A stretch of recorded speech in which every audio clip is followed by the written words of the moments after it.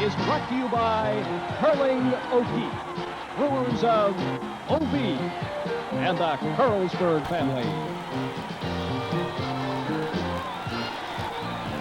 And now, for all the action, let's go to the stadium and our CBC Sports crew. Today, the Western playoffs begin for the Stampeders and the Blue Bombers. Live from Winnipeg Stadium. Good afternoon, I'm John Wells, and we're ready for cold weather football. It's a chilly 6 degrees Celsius minus right now. The winds are southwest at 20. Both could be a factor in Winnipeg today. But it's not quite as bad as it was 2 years ago, back in 1980, when a heavy overnight snowfall added to the problems for the same two teams who met in the semifinal back 2 seasons ago. For the record, the Bombers won that encounter, but they lost the Western Division final in Edmonton. In many ways, we're a little surprised at a Calgary-Winnipeg matchup in this semifinal today. First of all, the Stampeders were long shots just to make the playoffs. And secondly, the Bombers appeared destined for a first-place finish and a weekend off plus a bye into the final. That is, until the Eskimos got hot, won 8 straight, and now they await the winner of this afternoon's game in the Western Division final for the 6th straight year. Just before we join Leo, Don, and Ronnie this afternoon, there's a score in the Eastern semifinal, and it reads Ottawa 30, Hamilton 20. So Don, George Brancato is up to his old magic tricks again. John, George Brancato just never ceases to amaze me with what he does at playoff time. Leo, you've coached against him in the playoffs. I'll tell you, he's the wizard of the East. George has a tendency to create a situation with his football team where they're the most unpredictable bunch in the whole world. And one thing about Ottawa, traditionally over the years, when they see that light at the end of the tunnel, they go for it, and that's what they did. They were 17 points down, they went for it, and they ended up winning the football game. Fantastic job. When it was 17-0 Hamilton, Ron, I thought it was all over. Oh, so did I. I figure when you get a team down in the playoffs on a cold day and you're not supposed to win, there's every opportunity to give up.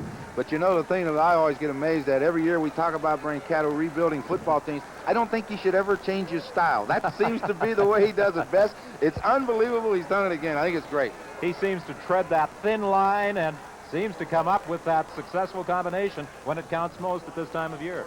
I'll tell you, Don, if you're making book on that game this afternoon, no one would have picked Ottawa. And yet Ottawa goes into that football game. Last week, Skip Walker didn't make a yard. Today, he made 254 yards. How do you figure that? I mean, he just turned loose, and that was it. A league record performance this afternoon for Skip Walker in playoff activity, 254 yards. That was the situation in the East this afternoon. Ottawa with an upset over the Hamilton Tiger Cats. They now go against the Toronto Argonauts next Sunday in the Eastern Final. Right now, let's talk about Calgary, Winnipeg, 2 teams that over the course of the season split their 2 meetings. The Winnipeg Blue Bombers reached the midpoint of the 1982 season with the best overall record, 7 wins and a loss. On August 20th, they destroyed the Calgary Stampeders 35-4, but in the process lost their leading receiver, Eugene Goodloe, for the season. Goodloe had established a league record for receptions the year before. Winnipeg has almost become paranoid in an effort to find a replacement. They've taken a look at no less than 14 wide receivers. 6 of them have worn Bomber uniforms since that game. The latest is James Murphy. He is making his first start this afternoon. He is 5'10", 178 pounds. He had NFL experience basically as a kickoff return man with both Minnesota and Kansas City. And this quest for a replacement really has had the Bombers in a lot of trouble. Ron Lancaster, it's something that they've worked on ever since Goodloe went down. Ray Yawk actually said that might cost us a Grey Cup. Well, he could be absolutely right. No receiver's been there long enough to get a real good look. They've had their problems out there, and as a result, it's made it awful tough on their inside guys, Poplawski and House, because that's who the teams are reckoning with and trying to stop. So it is a problem. Well, Don, I think that they made the big mistake in trying to replace Goodloe instead of trying to replace the position.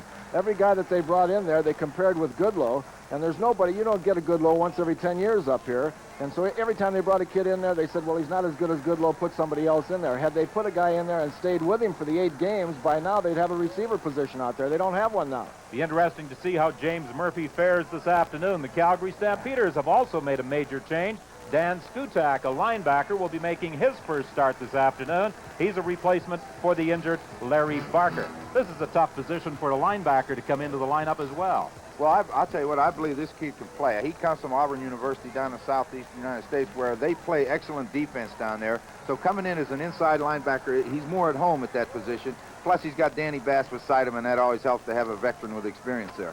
Well, if he played for Pat Dye down there, you know he can play football. And if you're going to replace a linebacker at this stage of the season, if this kid is good enough to play linebacker, he's good enough to step in there and play right away. What about this one-game shot? Some coaches say they love playoff activity. Both Ray Yock and Jack Goda profess a liking for it. I've never saw a team or never seen a team that was as optimistic as Calgary is about this game, talking to God and all their players. We'll have to see what happens. All right, we'll return to Winnipeg Stadium and the opening kickoff right after this message.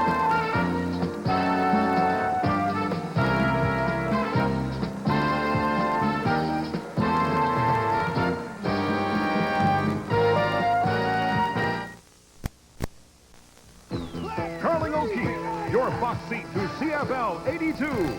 We're bringing you the dramatic finish to the CFL season. The decisive games right through the playoffs, both East and West, culminating in the Grey Cup Classic. In a season of surprises, no team is safe from an upset. It all adds up to wide-open football CFL style.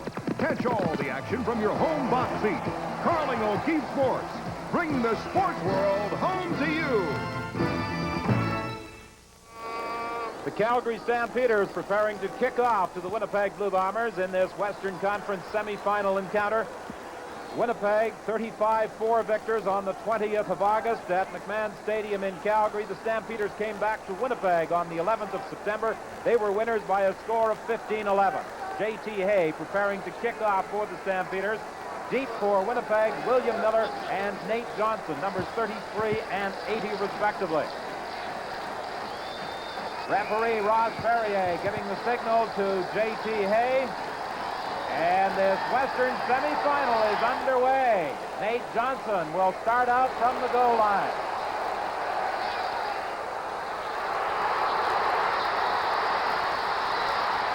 What great field position for Winnipeg to start their first offensive series. Harry Kruger on the return, or on the tackle, I should say, after the return by Johnson.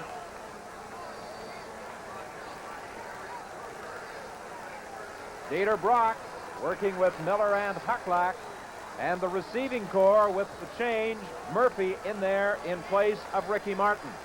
Along the offensive line, Frankie Smith is back in the lineup after missing 4 games. He was replaced by Roger Taylor. On the first play from scrimmage, William Miller picks up 3 yards. Doug Battershill came from his linebacking position to make the stop. Don, talking to Jack Goda this morning at breakfast, he was saying that they've had a great week of practice and that the defensive line has especially been aggressive all week long working against their offense, and they certainly started the football game looking like that this afternoon. Wayne Harris is starting at that linebacking position, but I'm quite sure that Skutak will be in there shortly. Gotta have this to say about young Wayne Harris. He said that he's got great instinct to the football and he doesn't make any mistakes. On second down, Nate Johnson, the intended receiver. The pass is incomplete, and the Winnipeg Blue Bombers will be kicking into that stiff breeze blowing out of the south. This morning it wasn't bad in Winnipeg, but around noon the wind began to increase in velocity, and if any kicker in the Canadian Football League can handle those wind conditions, it is Bob Cameron. And I guess Ron Lancaster, we could say he's had a lot of experience. Well, anytime you play in Winnipeg, you don't play very many games without the wind blowing, so he has to practice in it every day. Alexis and Kruger are back to receive the punt. It's taken by Alexis. Alexis trying to get outside, and Scott Flagel was the first to make contact with him. He only had a return of a couple of yards after a 25-yard kick by Bob Cameron. And here's a kid that they're really high on, Scott Flagel, and he made a great open field tackle on that play because had he got outside there, the contain had been given up on the inside, and he may have gone a long ways, but it was a great open field tackle. The Stampeders going with the same offensive unit that had the success and in effect came through a critical encounter, almost like a playoff game, against the BC Lions. They needed a victory in that one to qualify for postseason activity. Jerry DiTilio gives to James Sykes. Sykes had a big game for the Stampeders in that 15-11 win. He strikes up to the 44-yard line where he is stopped by Tony Norman. Maybe Jerry DiTilio saw a little of that Hamilton-Ottawa game and saw how that running game went for Ottawa and said, let's use that Sykes. He can do that thing same way as Skip Walker can. Aaron Brown continuing to operate from that middle linebacking position with Leo Ezerins, who played there most of the season, moving to the outside. 2nd and 3. The ball is at the 44. James Sykes again trying to get outside, and he is brought down by Paul Bennett at the 46-yard line. There's also a penalty flag on the play. Don, I believe that flag was thrown in error. Number 65, the linesman signaled over this way, and apparently that is not a flag for real. Well, John, we'll wait for referee Ross Ferrier to give us the signal. A great job of reading there by flown in air. Great job of reading here by Paul Bennett. There's a toss right here, and you see Paul come from the rover position, number 27 right there, and just fill and make a great play on the thing, little or no gain. Jack Lota taking no chances. He has the wind at his back, and Mike McTagg will be punting to Paul Bennett and Nate Johnson, who are back in the vicinity of their own 15-yard line. Stampeders at their own 46 on this 3rd and 1 situation. Good high kick by McTagg, taken by Paul Bennett at the 25. Bennett, the all-time career leader in punt return yardage. Excellent run back, forced out of bounds by Bernie Morrison at the 50-yard line. So again, the Winnipeg Blue Bombers, operating against that stiff south breeze, will have good field position for their 2nd offensive series of the game. A run back of 25 by Paul Bennett. GMC's economical S15. Our new small truck has some news that's definitely big. The new GMC S15 Club Coupe with extra carrying space inside. Then there's the S15 Long Bed with its roomier cargo box. And the new sports-modded GMC S15 Jimmy, all available with Instatrack 4-wheel drive and standard V6 power. GMC's S15s, 4 little rigs with a name that says trucks. GMC, trucks are what we're all about. You've got about 5 square yards of real estate to cover, and sometimes it feels like 5 square miles. But right from the first time you played, you knew you'd found your game. And right from the first time you tried OV, we'll bet you'd found your beer. That's why you just say OV for that great tasting beer. OV, OV, oh yeah, just say OV. Well, so far there has been no snow in Winnipeg, but temperatures for the past week have been much below normal. And with that wind blowing out of the south today, it is cool down at field level.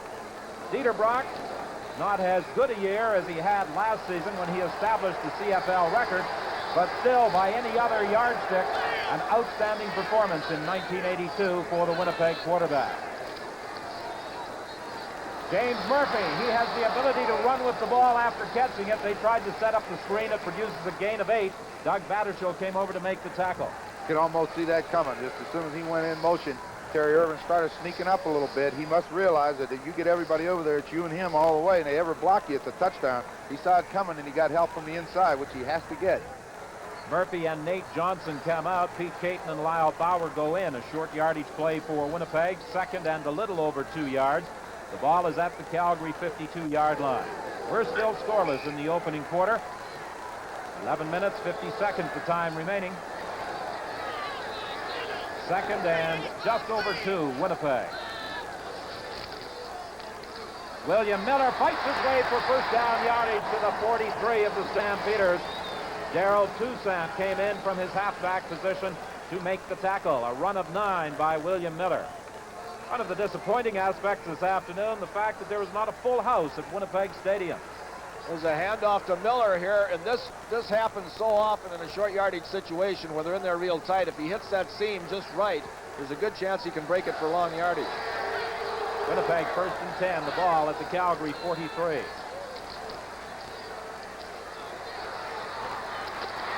Incomplete, in and out of the hands of Joe Poplawski. It will be 2nd and 10, Winnipeg from the 43. Kind of a trail pattern, Leo, where they send one guy to clear it, and Poplawski goes out and just turns up the field and tries to get to the dead spot between there, and the ball's a little high, could have caught it, but he got hit just as the ball got there, and when it's cold, it's hard to hang on. That's right. Wiley Turner changed his mind a little bit when he came up and hit him from the back there and bounced it loose. Terry Irvin making the defensive play for the Calgary Stampeders. It's 2nd and 10. Brock is under pressure. He'll be dropped for a loss by Randy Troutman back at the 52-yard line. I got to correct that, Ron. It was Terry Irving that made that play. Well, this is what they have to do to Brock. They have to get pressure on him. Don't let him stand back there all day because he reads too well. Troutman gets loose, gets hold of Brock. And, you know, I think it's a big secret whether Brock is healthy or isn't he healthy. But I'll tell you what, you start hitting that hard ground out there and those little aches and pains build up in a hurry. Jack Goda was telling me this morning at breakfast that Troutman is a kid that's just a little bit short for a National Football League style lineman. He's 6'2", but that he's been with a couple NFL teams, and they're really happy to have him. He's doing a great job for them. Alton Alexis on the return, a 26-yard kick by Bob Cameron. Ken Shanconi was the first downfield to make the tackle.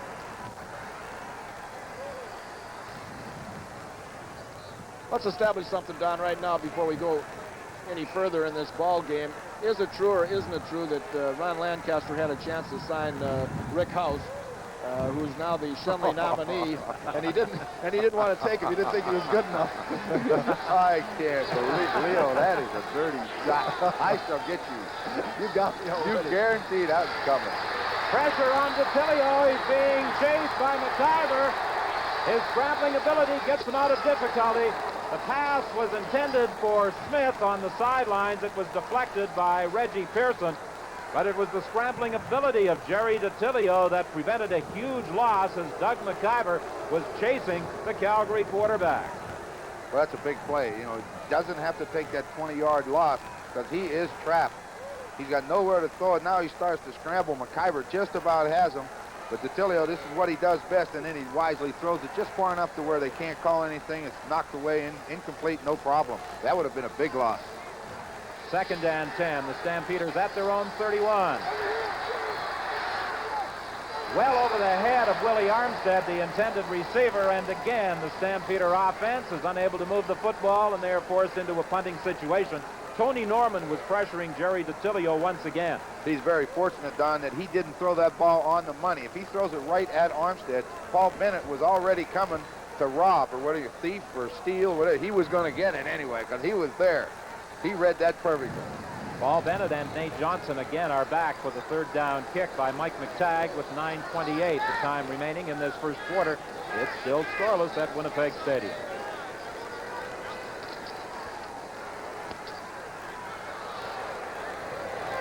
Nate Johnson takes it at the 35. Johnson is unable to outrun Danny Bass at the 35-yard line. That was a 44-yard punt by Mike McTagg, and the Winnipeg Blue Bombers will be scrimmaging at their own 35 when we return. Dramatic changes have taken shape in today's cars, and now there is a radial tire redesign. Firestone introduces the 721 Metrics. An evolution of 721 quality, this new tire combines advanced technology and engineering design for optimum performance all year round. All kinds of weather on North American and import cars. Your new 721 from Firestone, the Metrics Radio. Thinking of buying a VCR? Compare and save with Sanyo. Compare oranges with oranges. Compare Sanyo's basic model with other basic models. Compare Sanyo's top of the line with equivalent models of other brands. Compare and save with Sanyo. It's the same story virtually every time. You save money with Sanyo. Compare and save with Sanyo, because Sanyo makes life good things better. Winnipeg 1st and 10 from their own 35. During the course of the season, the 2 games played, that's how the Blue Bombers and the Stampeders fared offensively. There has not been much in the way of offense so far this afternoon. Ray Yock really didn't know what to expect from his team this afternoon.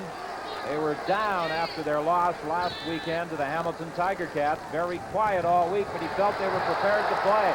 William Miller certainly is prepared to play. He has had a couple of fine runs now, a 10-yard gallop that time before being caught by Ray Odom.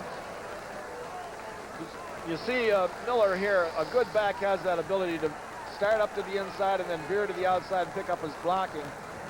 That's another thing that Skip Walker does so well over in Ottawa. What you makes the block, Leo? 31. Who's 31 for Winnipeg? Makes that block outside to get him out there. Who is that guy? That's the guy that you passed up on. In all fairness to Ron Lancaster, though, I think the initial scouting report on Rick House had him at Simon Fraser as a running back. Right. You didn't know he could catch the ball, did you, Ron? No, we took an offensive lineman. I'll tell you one thing about that House. He can play any place you put him. Measurement reveals a Winnipeg first down. The ball just shy of the 45. There almost appeared to be a mix-up in that Winnipeg backfield. Quarterback Dieter Brock and William Miller almost collided, and then Danny Bass did collide with Miller. Dropped him for a loss of 1.5 yards. They pulled back. They pulled the offensive tackle to try to come back, but the footing's a little tough, and it looked like he had a little bit of mix-up with Dieter. But Bass sees it coming. He saw that guy pull, and he's going to follow that lineman because he's going to take you to the ball. What a great trade that was when the Calgary Stampeders acquired Dan Bass from the Toronto Argonauts. That's a play that worked very effectively for Winnipeg last week, and you can tell that Calgary's been working against it. James Murphy, the receiver, I think he's going to be stopped about 2 yards shy of a first down. That's a nice reception, but it's of no value. I mean, he's going to get 8 yards, but they're going to have to punt the football. That's a receiver's responsibility. Get that first down. Watch him. You'll see the flag down there to the top of the screen. He breaks it just off short. Brock leads him back to the sidelines, as he should, and they're going to come up short of the first down. You've got to make that first down on second down. This might be one of the smallest crowds of the season at Winnipeg Stadium. The advance ticket sale was below 20,000, and they will be very fortunate if there are 25,000 in the stands. What a good kick by Cameron. Alton Alexis has to chase it back to his own 17-yard line. Stan McCullis was the first man downfield. Bob Cameron with a 40-yard kick. Well, I hope it's a little bit warmer. Next Sunday afternoon, we'll be at CNE Stadium in Toronto for the Eastern Division Final between the Argos and those amazing Ottawa Rough Riders, an unofficial kickoff of sorts to a week of Grey Cup festivities in Toronto. Next weekend, the Argos and the Rough Riders, the Eastern Final on CBC. Yes, we look forward to that Eastern Final on CBC television next Sunday afternoon. Ron Lancaster, John Wells, Leo Cahill, and I will be there. Calgary 1st and 10. The pass for Armstead. He has it to the 30 and a first down, Calgary. You know, Don, something that young punt returners should take into consideration. On that last punt there, they played it for the wind, and as a result, it went over their head, and they got some bad field position on it. It's always easier to play it a little bit deeper and come up and make the play and play it safe, and you can always come up and catch the ball running full speed, but when it gets over your head, you're in bad trouble. The catch by Armstead, the first completion of the afternoon for DeTilio in 3 attempts. He's got another one to Smith. R.B. Smith is up to the 37. That will be a gain of 7. It will be 2nd and 3. Doug McIver from his defensive tackle position came over to make the stop. Not a bad play anytime you can get the ball in his hands. Let's watch Ezrins. He's the guy that got the chance. They had a block from Pearson, but Ezrins is there to make the hit. But you can get the ball to a guy like Smith outside where he can use his ability and his moves. He's liable to break one of those. They ruled that he was down at the 36-yard line. On this second down play, James Sykes fighting for a first down. He is going to be stopped about a yard short by the veteran John Helton, who was the initial man to make contact, then had help from middle linebacker Aaron Brown. 6:09 is the time remaining in this opening quarter. Jack Goda wearing his lucky hat. And by the way, this is Jocko's birthday. That's right. Jack Goda's birthday today, and also Alex Reschke's wife Ruth's having a birthday today. So the Calgary Stampeders are in a pretty good festive occasion down here. Jack would like nothing better than to win. That'd be the greatest birthday present he could get. Paul Bennett and Nate Johnson drop back for this third down punt by Mike McTagg. Winnipeg, of course, trying to play Calgary to a stalemate during this opening quarter when they have the wind against them. And they've done a pretty good job of handling that wind so far. Nate Johnson trying to find some room down the sideline. Winnipeg has done an excellent job this afternoon on those special teams.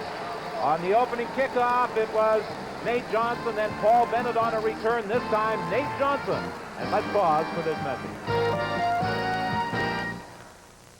Now I'm crying my heart out. Super talent Ricky Skaggs headlines K-Tel's Super Country 82 with Merle Haggard, Don Williams, Barbara Mandrell, and Willie Nelson. Lacey J. Dalton, George Jones, and Conway Twitty. And Lord, I love that lady wearing tight-fitting Janie jeans. Bricky. I'll need someone Super to tell Country me 82, the year's best from K-Tel, and it's in stores now. Sometimes you wonder how anything that looks so easy can be so hard. But right from the first time you played, you knew you'd found your game. And right from the first time you tried OV, we'll bet you'd found your beer. That's why you just say OB for that great tasting beer. OB, OB, oh yeah, you just say OB. Albert runs for office. You can't win. I don't agree. Sunday on Home Fires. There have been a lot of changes over the year in the television booth, but one constant for 25 years has been the lovable old Irishman, Derek Donaldson. Derek celebrating his 25th year as our studio director. And Derek, on behalf of our entire crew, may we make this presentation to you. We don't want you to say a word. Just shut up as you usually do. Step back and enjoy the game. The pass is intercepted. Doug Battershill picks it off over on the far side of the field. And the Calgary Stampeders, with that turnover, will enjoy their best field position of the day. It looks almost like a pick pattern. Leo, what do you think? Yeah, I think it was too, Ron, but Battershill goes up and makes a great grab one-handed, and Jack Goda is leading cheers over there on the sidelines as he goes down, and Calgary's in pretty good position now.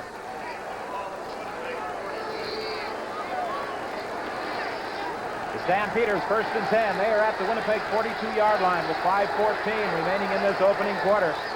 The pitch to James Sykes trying to get outside.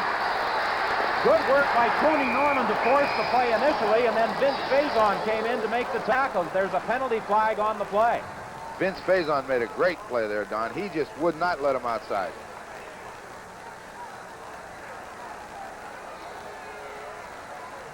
Whoever made this fatal error here on this roughing, and it looks like it was against Winnipeg, it was a dumb play because it was a great defensive play to start with. Tony Norman strung things out as he stretched the blocking out. Major foul, Winnipeg number 28, piling on. First down. Well, let's see if we can see it. That's Wiley Turner, the corner. Faison makes the great play right here. Here comes Paul.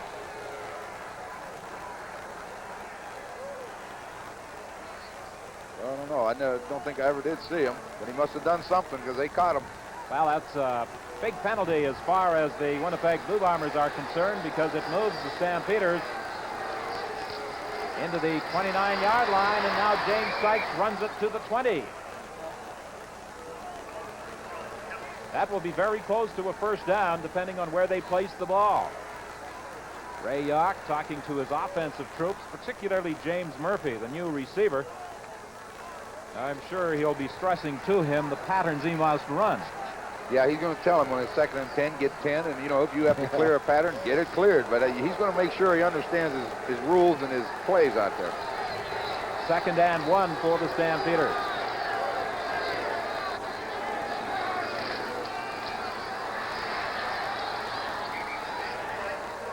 James Sykes has the first down as he gets to the 15-yard stripe. Aaron Brown, from his middle linebacking position, stopped Sykes at that point. As I mentioned, in the 15-11 September 11th victory by the Stampeders over Winnipeg, James Sykes had a big afternoon, or a big evening. He ran the ball very, very well. John, when the weather starts getting a little cold, that running game becomes more substantial, and it's proven out here again this afternoon as Sykes is moving the ball pretty well. Is it ever important at Iverwin Stadium this afternoon for Ottawa? Tilio's end zone pass deflected by Charles Williams. Alton Alexis, the intended receiver. Charles Williams never gave a step. He just challenged Alexis all the way down, stepped in front of him. If the ball was on target, it was his. He played it great. Yeah, you can't play it any better than that. Again, we remind you, in case you missed that Eastern score, big upset. The Ottawa Rough Riders 30-20 over the Hamilton Tiger Cats. 254 rushing yards by Skip Walker, a CFL playoff record. And at halftime, we'll have highlights of that Ottawa-Hamilton game. Don Brian Jocko Williams will be along to bring you all the highlights of that one. John? I was going to say, Jocko was pretty happy about his old pal George Brancato winning today. He said for me to pass along his best regards to Georgie, as he said it. Well, they're both lucky. Tilly on second down, under pressure, gets the pass away, incomplete. Strictly a case of wasting the ball there. He knew he was going to have to take a loss, and he just threw it short. It's a little sprint. He's going to try to get outside with it. They're trying to contain him. He's getting good pressure inside. He has to get rid of it. Throws it low and outside. Nobody gets it. Yeah, the coverage was too good there. Williams had him all the way. David Amer, the intended receiver, in the end zone. So now on 3rd and 10, the Stampeders will be attempting a field goal by J.T. Hay. Don, do you think you can really call those upsets anymore when Ottawa wins the playoffs? I'm starting to wonder about that. Well, we have certainly been wondering about the performance of the Ottawa Rough Riders for the last couple of years now. They almost scored the major upset of '81 in that Grey Cup game against the Edmonton Eskimos. Well, they sure did. You know, there's nothing as pretty as a good running play, and we got those guards that Ottawa has. Detilio fumbles the snap from center, gets the pass away, but they are going to be stopped short of a first down. Wiley Turner came up to tackle Mike Kirkley. When you get down there, you got to come out with some points, especially in playoff play, and they didn't come out with any points that time. That'll come back to haunt them. Watch him drop the ball. Watch it. It's right in his hands. He drops it. Now the timing is gone now. He's got to do something with it. The only trouble is nobody knows. You know, it wasn't a called play. It's a pretty alert play on Kirkley's spot just to get out there. See, that kicker couldn't kick that. Now Detilio's hollering, help, whatever he can holler. Somebody help him. So the Blue Bombers with 2:37 remaining in the opening quarter are 1st and 10 at their own 11. Draw play with William Miller. Battershill wrapped him up after a pickup of 3 yards. William Miller, the leading rusher in the Western Conference. The leader in the CFL, of course, was Skip Walker. And James Sykes had the distinction of finishing in 3rd spot.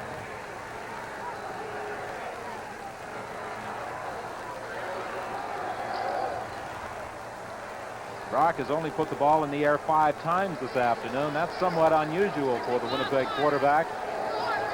He usually comes out throwing. This time, I think he'll be attempting to put it up. Will he get a chance? No, he goes down right at the line of scrimmage. He was caught by Franklin King, and Randy Troutman was the first man actually who got through and applied the pressure. Now you see Brock going back here, but that inside pressure with the hands up causes him to step up into the pocket. When he steps up into the pocket, King is right there and makes the play. That's the thing about pass rushes. The ends are supposed to get upfield, force a quarterback to step up, and those inside guys like Troutman and them, they come up from the middle with constant pressure, and then at the last minute throw those hands up you can't see.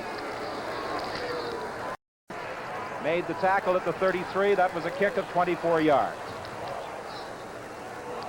Well, CBC's Grey Cup coverage begins on Saturday, November 27th with the parade, and then a special sports weekend coverage on Saturday. Then, of course, the thrill of it all is Grey Cup Sunday on CBC. We begin at 11:30 Eastern, November 28th, with an exciting history of the Fall Classic on television as well as behind the scenes. The thrill of it all, Grey Cup Day on CBC television. Yes, it should be an exciting November 28th at CNE Stadium. It's exciting right now with Rob Forbes picking up a first down for the Stampeders. He fought his way to the 18-yard line before he was driven back by Wiley Turner. Forbes comes out of the backfield. Detilio just comes out. He's all by himself. On a play like this, you think that somebody has been picked off, Ron. Yeah, there's no one out there with him, Leo. Somebody had to mix up on an assignment someplace because he was wide open. Jack. You see the propane heater at the Winnipeg bench as the Blue Bombers try and stay warm. For some, Nate Johnson, for example, his cold weather football is a new experience. Pete Caton stood his ground at that defensive end spot, met James Sykes head on, and he may have dropped him for a loss of 1. Caton turned him in. Caton turned him in. There's nowhere inside. He tried to bounce outside, but that hole is clogged, and Caton is waiting on him. No room in the end. Rob Forbes is supposed to have a great personality on the football team. Coach Goder says you never know what to expect from him. I saw him last night in the hotel with the young Kirkley. They're both Toronto boys. Forbes told me to make sure I said hello to his mother and father. Told him I couldn't do that, though. Detilio throwing incomplete, a penalty flag. Alton Alexis was bumped down at the 5-yard line.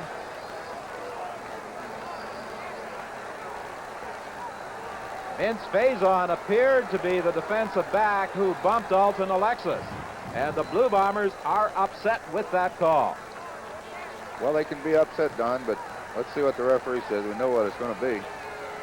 Defensive forward pass interference, Winnipeg number 9. First down. But the way the rule is in the book, it's definitely interference. I mean, the ball is overthrown and Faison's going someplace. He's entitled to his ground. He wouldn't have caught the ball anyway, but he did hit him, and that's going to cost you, and that gives Calgary a big break. Gets them down to the 10s. That's a definite interpretation. Look at this guy over there with the mask on. He's trying to play Mr. Impossible. So it's first and goal from the 10-yard line for the Stampeders. This should be the final play of the opening quarter. Alexis incomplete. Should have caught the ball. He was the intended receiver being covered by Wiley Turner, and that is the final play of the opening quarter. It will be Calgary, second and goal from the 10 when we return in the scoreless ball game. When Sharp replaced 300,000 transistors and diodes with this tiny chip, it opened a whole new world of wonders. Like taking a big copier and everything it can do and making it into one of the smallest any paper copiers in the world. Introducing the Sharp SF750 copier. The Sharp SF750, a very small, very big idea. And where do big ideas like this come from? From sharp minds come sharp products. All right now, are there any questions about the stock exchange?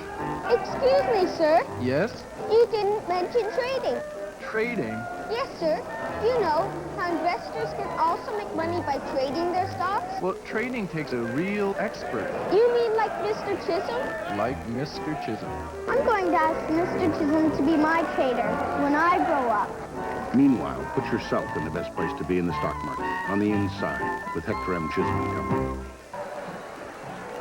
Players at the Winnipeg bench huddled up under the parkas. They also have that propane heater there, trying to stay warm. It's the wind chill factor that would be the big problem out there this afternoon, Ron. That wind is really strong out of the southwest. Well, it just seems like the flags at the north end of the stadium are sticking straight out, and they're going to be like that all afternoon, and it's tough. Ron, this morning when we were talking to Jake Goda, he said in a situation like this, he said when he really needs to play, there's two things to call. What was it, the sprint out and the down and out? Yeah, down and out. He said you got to be able to throw when you're in trouble. Well, let's see whether he does down that and out. The opening play of the second quarter from the 10. Into the end zone, incomplete. It was intended for R.B. Smith. Faison maybe made the play, but Vernon Paul's the guy that did it. He got the pressure on Detilio right away because Armstead had about 2 steps on him, and he forced him to get rid of it in a hurry. But he is behind him. Or I'm sorry, not Armstead, but R.B. Smith was behind him. He didn't get it out far enough out in front. So Vince Faison atones for that earlier miscue. It was his interference penalty that gave the Stampeders the first down at the 10. He knocks away a potential touchdown pass from R.B. Smith in the end zone. And the Stampeders are now third and goal from the 10, and J.T. Hay enters the ballgame. This contest somewhat reminiscent of that September 11th game. It was 6-0 at halftime in that game on 2 first-half field goals by J.T. Hay. Oh, my God. And the kick is good. It wasn't a textbook field goal, but it went between the uprights from 16 yards out, and the Calgary Stampeders lead the ball game by a score of 3-0. Well, he kicked 6 in the last game we did, John Wells and myself up there. It wasn't pretty, as you said. If you watch, it looks like a punt. Goes almost in a spiral. Snuck inside, that's all that matters. Well, it didn't even look like it was good, but it was good. There he is. That's the guy that made it. We saw him in that game kick 6 field goals against the BC Lions up there one day in Calgary. Ron, I was just going to say, down here on the sidelines, one of the spectators had a comment a second ago saying, you get the feeling that neither one of these teams wants to play the Eskimos in that Western final. Well, the victor this afternoon, John, certainly has a tough assignment next week, attempting to dethrone the defending Grey Cup champions and the entire Edmonton coaching staff. Here at this game this afternoon, James Murphy and Nate Johnson now go back for this kickoff by J.T. Hay. And you see what a difference the wind makes. When Hay was kicking in the other direction, they were back at the goal line. Now they're standing at their own 25.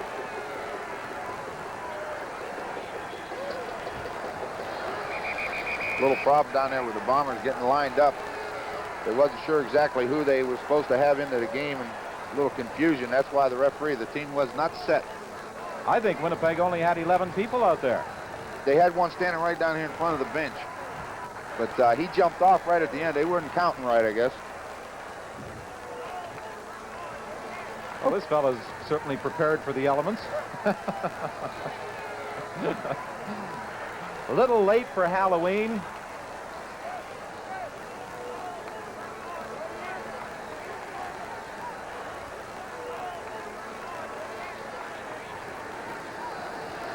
.26 is the time left in the second quarter.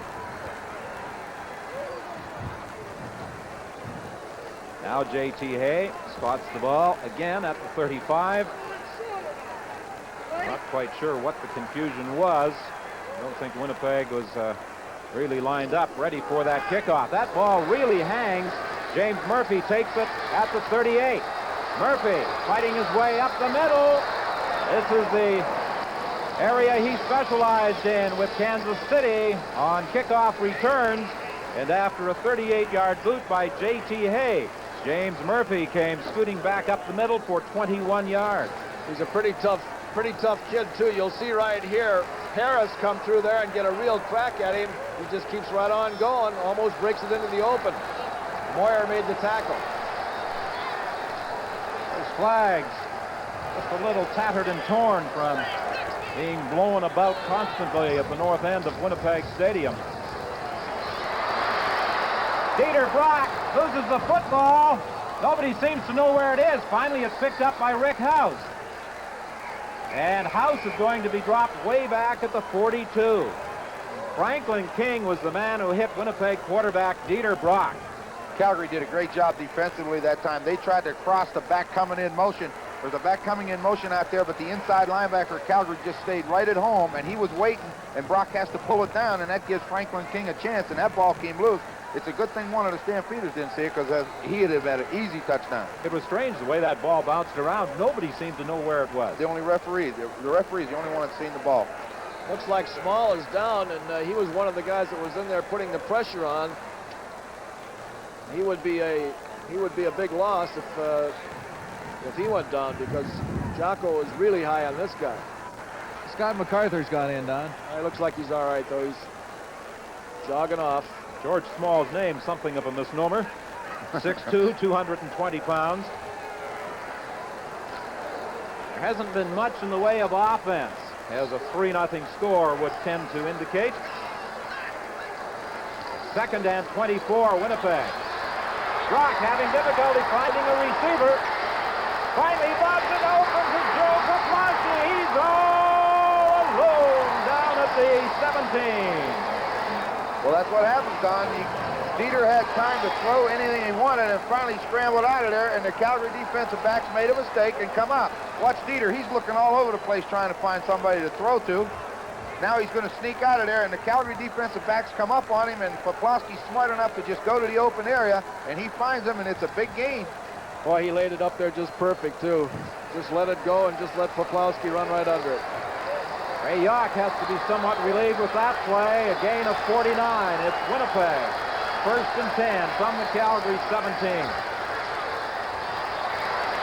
Brock in trouble again. He's going to run it this time, and he goes out of bounds.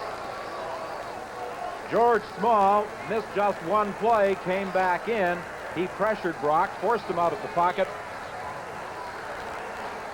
Okay, that time Murphy from his right outside receiver position run a underneath pattern to the post, and he was wide open, and Brock had an opportunity to see him.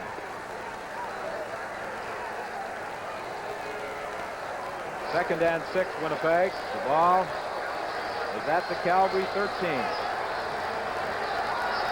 12:15 is the time left in the second quarter. Brock had better hurry.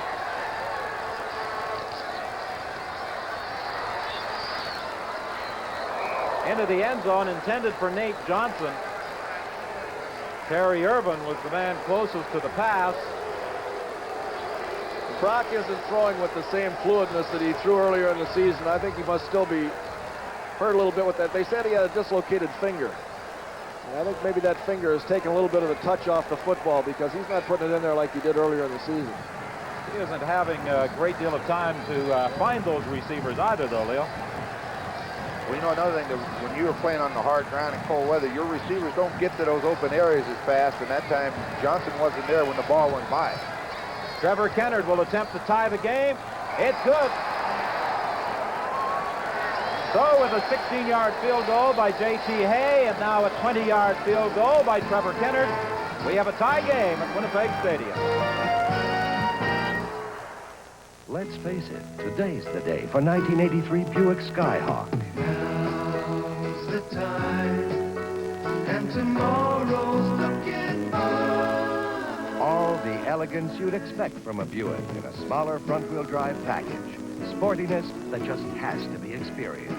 Wouldn't you really rather have a Buick Skyhawk? I got this feeling that today's the day. I got this feeling it's a Buick day. Take the boards and get them nailed down. You're building your deck with good friends all around. It's taking shape, looking great, you'll finish it today. Make it a Carlsberg, make it a Carlsberg, make it a Carlsberg, my friend. Yeah.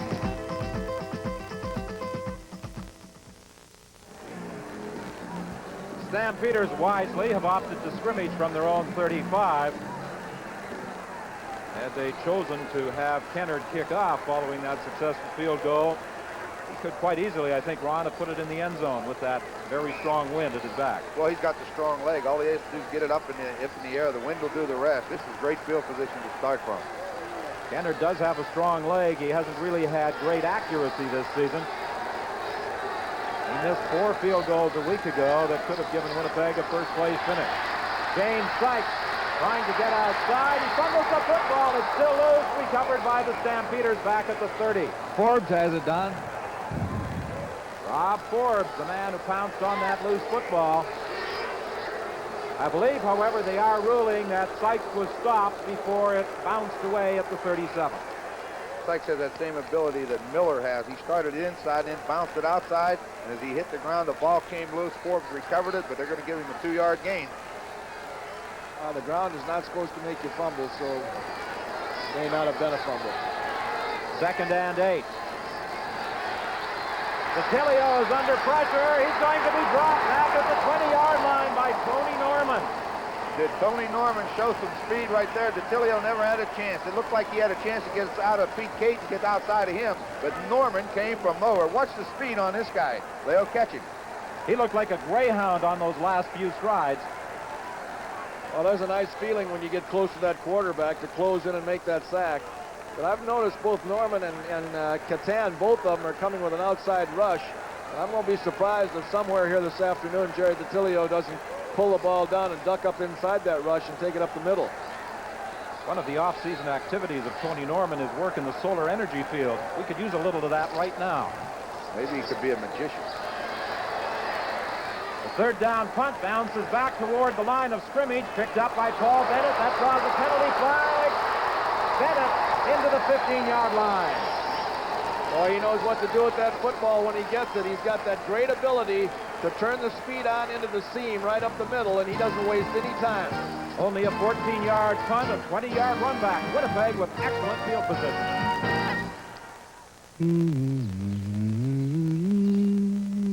The remarkable Philishave with the lift and cut system. 45 rotary action blades, every one of which has a unique lifter that gently lifts the hair while the cutter behind shaves it closer. Philishave from Phillips. Now you don't have to get wet to get close.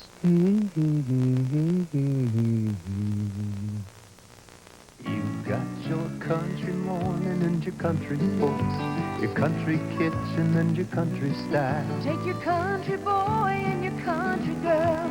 They get their country feeling at the country style. Now there's country freshness with the country smile. Country goodness at your country style. Oh yeah, country style, country style. Coffee and donuts, fresher by a country mile. Country style. Well, at halftime this afternoon, the CFL in action with Brian Williams. Highlights of the Eastern semifinal this afternoon, as well the coaches' Western All-Star team. Some interesting selections and choices by the 9 CFL coaches, all coming up at halftime this afternoon when we get warmed on. John, it looks just a little chilly down on those sidelines. Perhaps you can sneak over to that Bomber bench for a brief respite and enjoy some of the warmth of that propane heater. I'll try. Winnipeg 1st and 10 from the 15.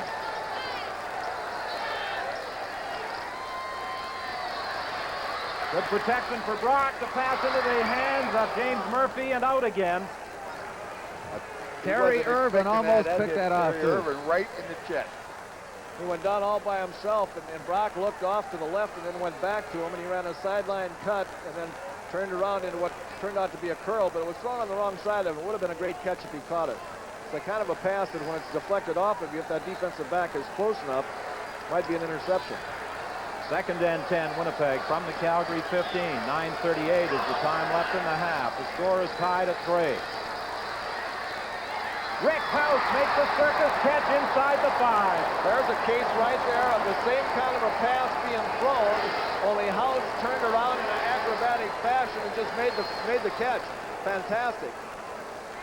You see Dieter coming out here, and watch House now turns against the grain, back against the grain, and makes the catch. Now that's just great body control. Rick House, the Shenley nominee for the Outstanding Canadian Award. He'll be going against Rocky DiPietro of the Hamilton Tiger Cats. 1st and goal, a handoff to William Miller. He gets to the line of scrimmage and no further. Doug Battershill was the first to make contact, and Battershill is enjoying a fine ball game. He has played well throughout the entire season. Going to take a look at him again. He's just trying to find anything he can find, but Battershill gets a hold of him, slows him up. Then Harris shows up with a little help from Bass and his friends, and he actually loses about a yard or so, a little bit, half a yard. 2nd and goal, Winnipeg from the 5.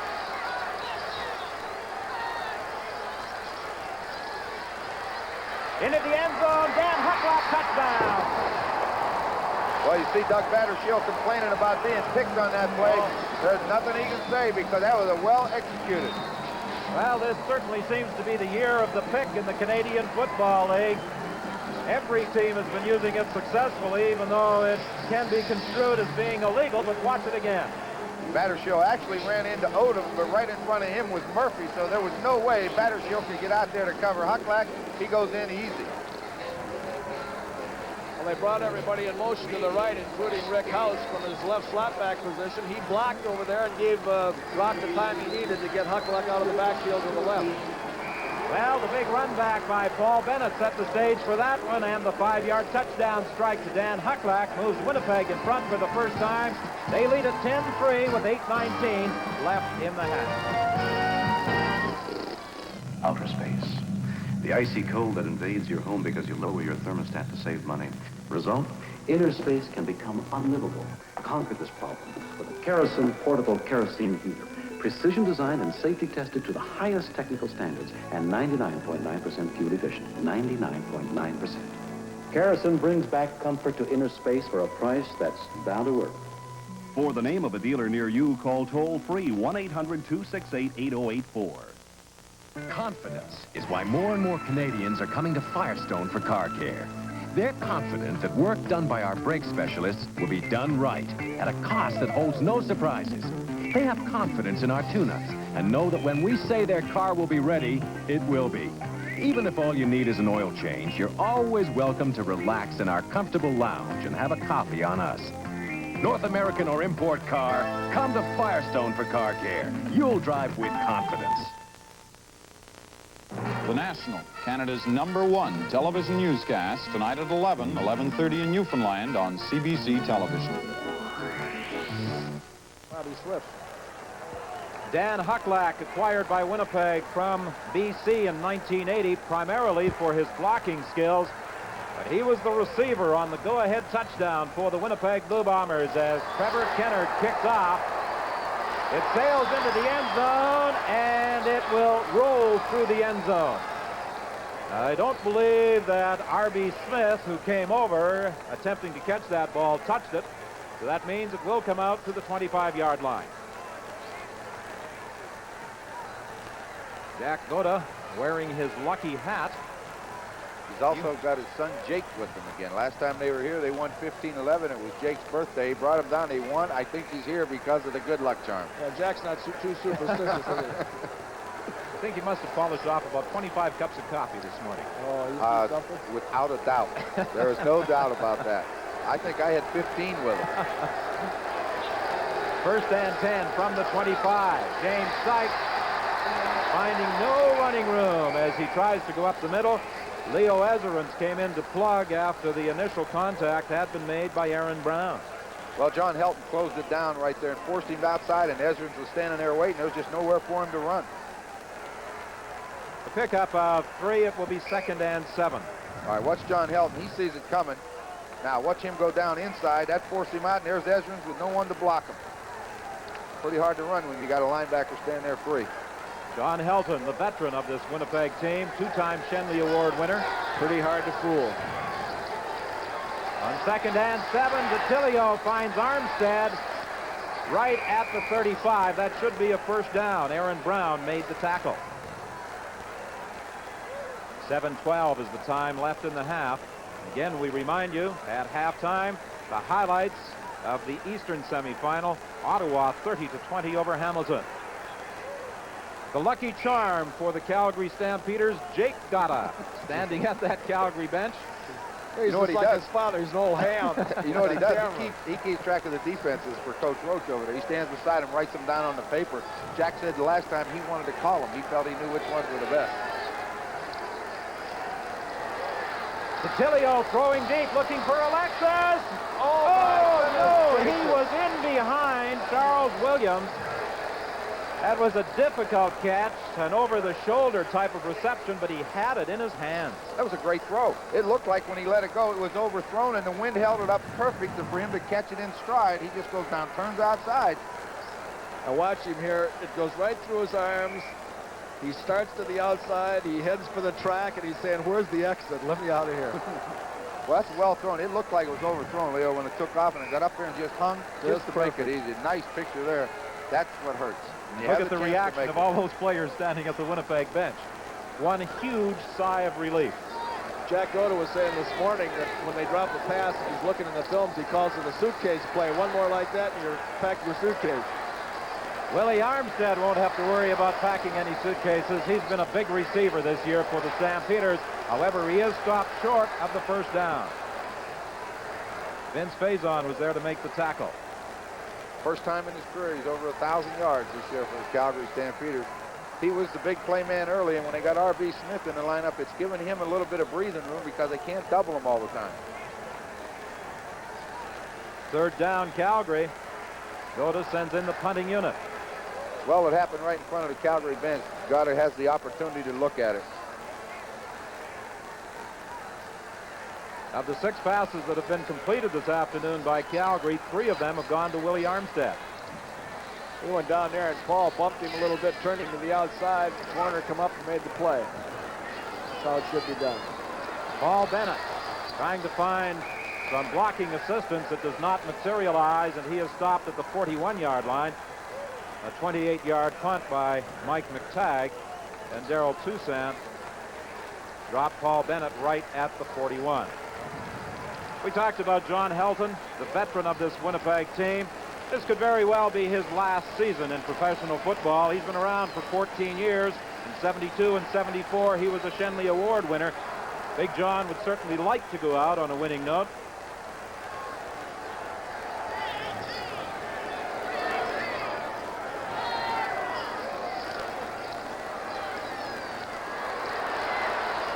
Brock complete to Nate Johnson. He gets away from one man. He does quite a job in turning that into a sizable gain to the of the Stampeders. Ray Odoms finally took Nate Johnson out of bounds. I like this guy, Don. There's nothing fancy about him, but every time he touches the ball, things happen. Watch this. Bang, away from Toussaint. Now he's got some great speed. Odoms just gets him by the shirt and pulls him out. Opening kickoff, they kick to Johnson. He brings it back. I mean, the guy is something. Yeah, but did you say there's nothing fancy about him? Not that play. He just went down around a hook, catches the ball, and then tries to run for a touchdown. That was a pretty good escape out of that tackle. Draw play with William Miller.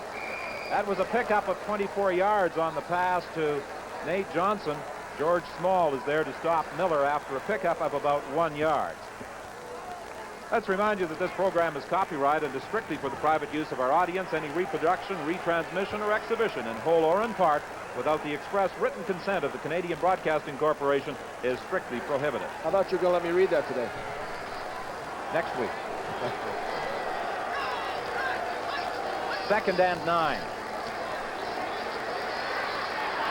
Down the sidelines, intended for Johnson. Johnson protesting that he was bumped by Ray Odoms. However, the play did not draw a flag as Johnson had hoped it would, and it will be 3rd and 9 Winnipeg.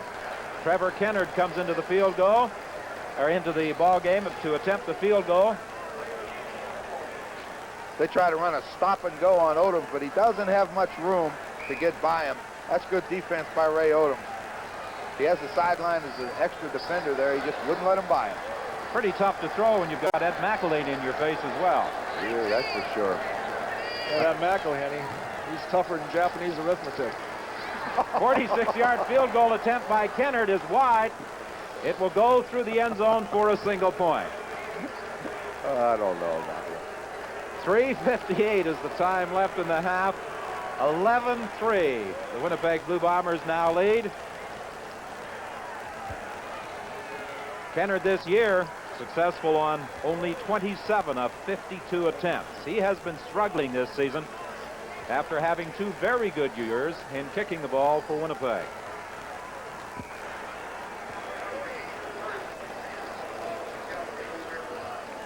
Stampeders, as a result of that single point, take over at the point of last scrimmage. And that was the 39. 3:45 left in the half. McIver was after DeTilio. He got it away to Sykes. And Sykes is forced out of bounds at the 52. That will be a Calgary first down. Very fortunate to get rid of that because McIver got through there a little faster than he wanted. That's a little check or a delay type of pattern to Sykes. But boy, DeTilio didn't have the time he'd like to have on that.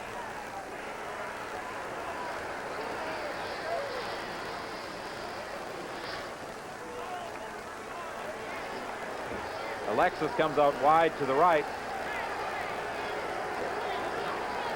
R.B. Smith, the man in motion. He's the receiver as they set up that screen to the left side, and very close to a first down for Calgary as they penetrate the Winnipeg 47. 3:08 is the time left in the half. We have a timeout at Winnipeg Stadium with the Blue Bombers leading the Stampeders 11-3. When you gotta have good parts and dependability for start, you gotta go Delco. You're talking AC Delco. Yeah. Quality's amazing and the prices are convincing. Oh yeah. You gotta go Delco. You're talking AC Delco. From spark plugs to shocks, you know what all the talk about, like batteries and filters. See you later, alligators. Go Delco. AC Delco. You're talking AC Delco. You gotta go Delco. You're talking AC Delco. You gotta go Delco.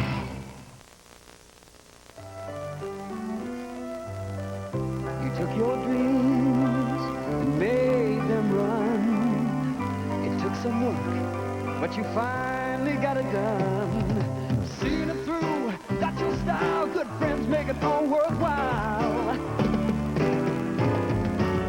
Making a Carlsberg, making a Carlsberg, making a Carlsberg, my friend. Yeah.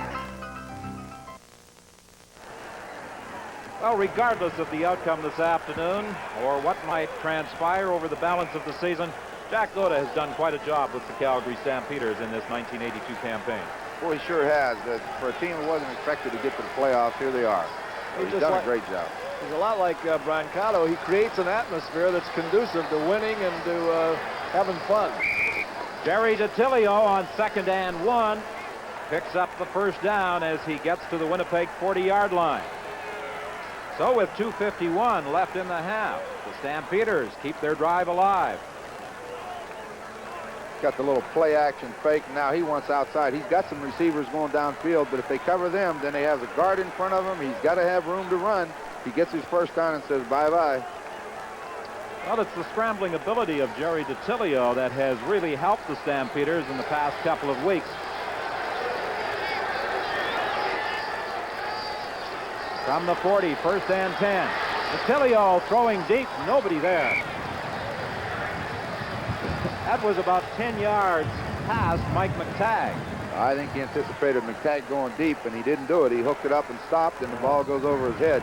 You know what's funny thing with DiTilio, he's been criticized a lot for his interceptions, which he does lead the league and stuff early, but you know, in his last 130 passes, he's only had 2 intercepted, and I think that's the key because they've been big games for the Stampeders, and he's played well in the games that they've had to win. David Amer comes into the ball game as Mike McTagg goes to the bench. It will be 2nd and 10 Calgary. The ball is at the Winnipeg 40. If they can stop the inside pressure by Helton and McIver, the way that Ketan and Norman are coming on the outside rush, Jerry's going to step up inside and do some running yet this afternoon. DiTilio gets it away to Amer. He is caught. Good defensive play by Charles Williams. An alert play by Charles Williams. He was moving up on David Amer before DiTilio got that pass away. Well, he really didn't want to have to throw that ball to him. He wanted outside, but they got him contained right here, so he has to get rid of it. As soon as that ball's in the air, watch number 20 coming.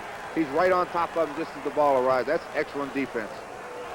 This is something that Leo McKillop was telling us yesterday, that Charles Williams has been playing much sounder football in the last couple of games. He missed most of the season because of an injury, and really in his first game back, he had a lot of problems.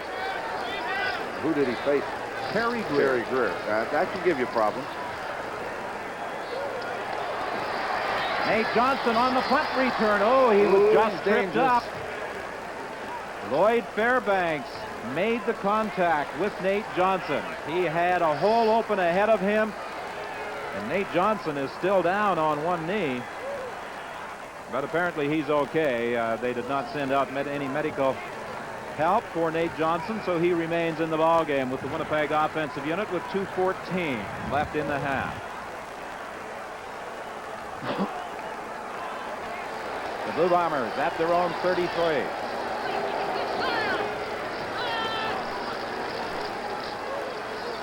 William Miller started up the middle, then tried to go outside. Tackled by Bump. His own center, I think, made the tackle on that play. I think he might have tripped over Frankie Smith as well. Frankie Smith made a great block on Ed McElhinney, and it was just kind of a saw-off. They both hit the ground, and when he came back and tried to cut, there was nowhere to go. He tripped over his own man. McElhinney has been a tower of strength for the Stampeders defensively this season. Played some at defensive tackle, but most of the year as a defensive end. On 2nd down, deep for Johnson. He makes the catch at the 38.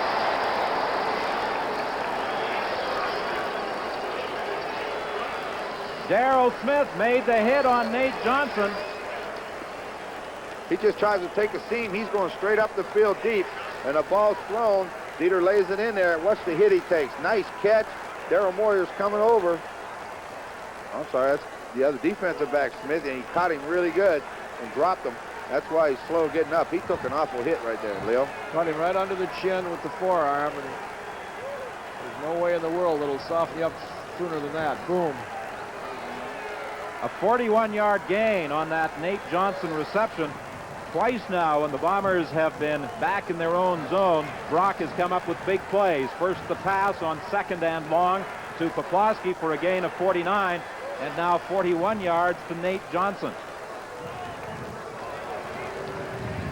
Ronnie, I was just talking to the veteran trainer of the Stampeders, Alec Reschke, about cold weather football. The day he remembers most is 1968, the Western Final in Saskatchewan, is the coldest he's ever been on the sidelines for. I think it was 1970 was the coldest. The day they won the Western title on the last play field goal, the coldest day I ever remember. Larry Robinson kicking it into the wind. You got to bring an that almost up, impossible field goal to beat the Saskatchewan Roughriders at Taylor Field. John Konahowski has replaced Nate Johnson in the Winnipeg offensive unit. With a swing pass to William Miller, he gets one block and should have another first down. Darrell Smith came in to make the stop on William Miller with 1:24 left in the half. Konahowski goes out, Nate Johnson goes back in.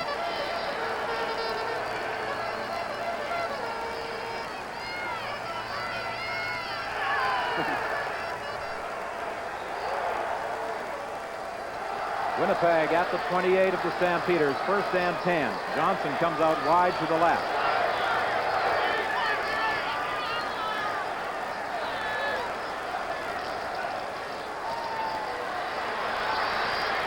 Wide open is Rick House, first down at the 12-yard line.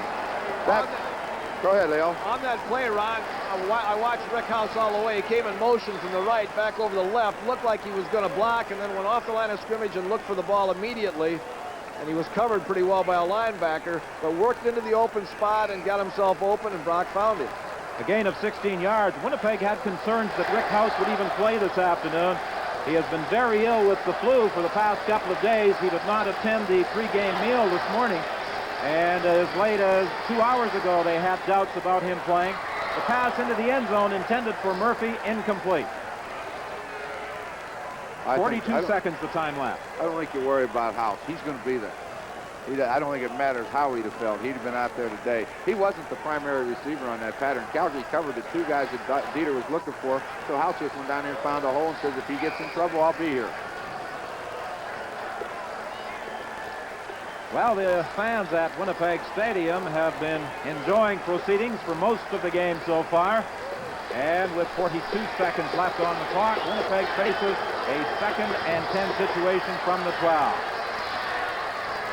Touchdown! James Murphy!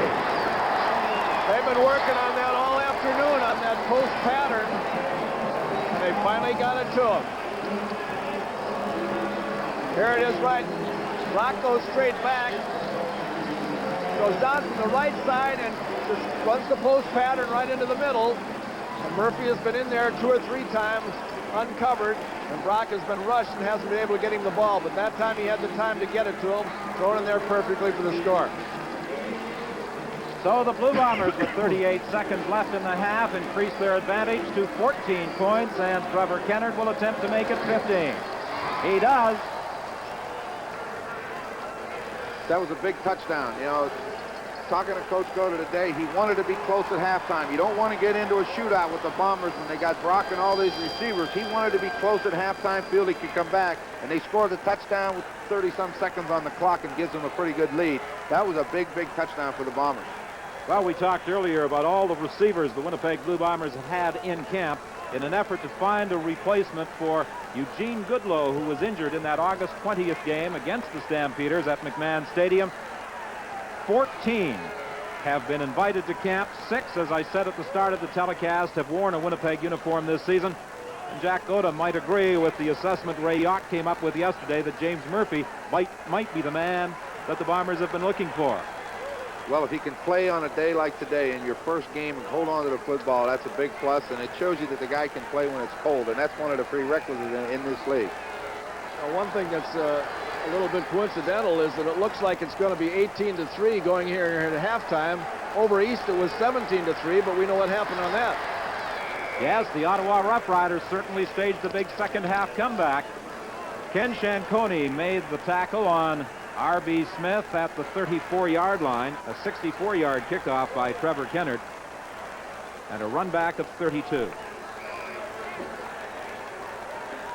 33 seconds the time left in the half, and again we remind you at halftime we'll be showing you highlights of Ottawa's Eastern Conference semifinal upset of the Hamilton Tiger Cats.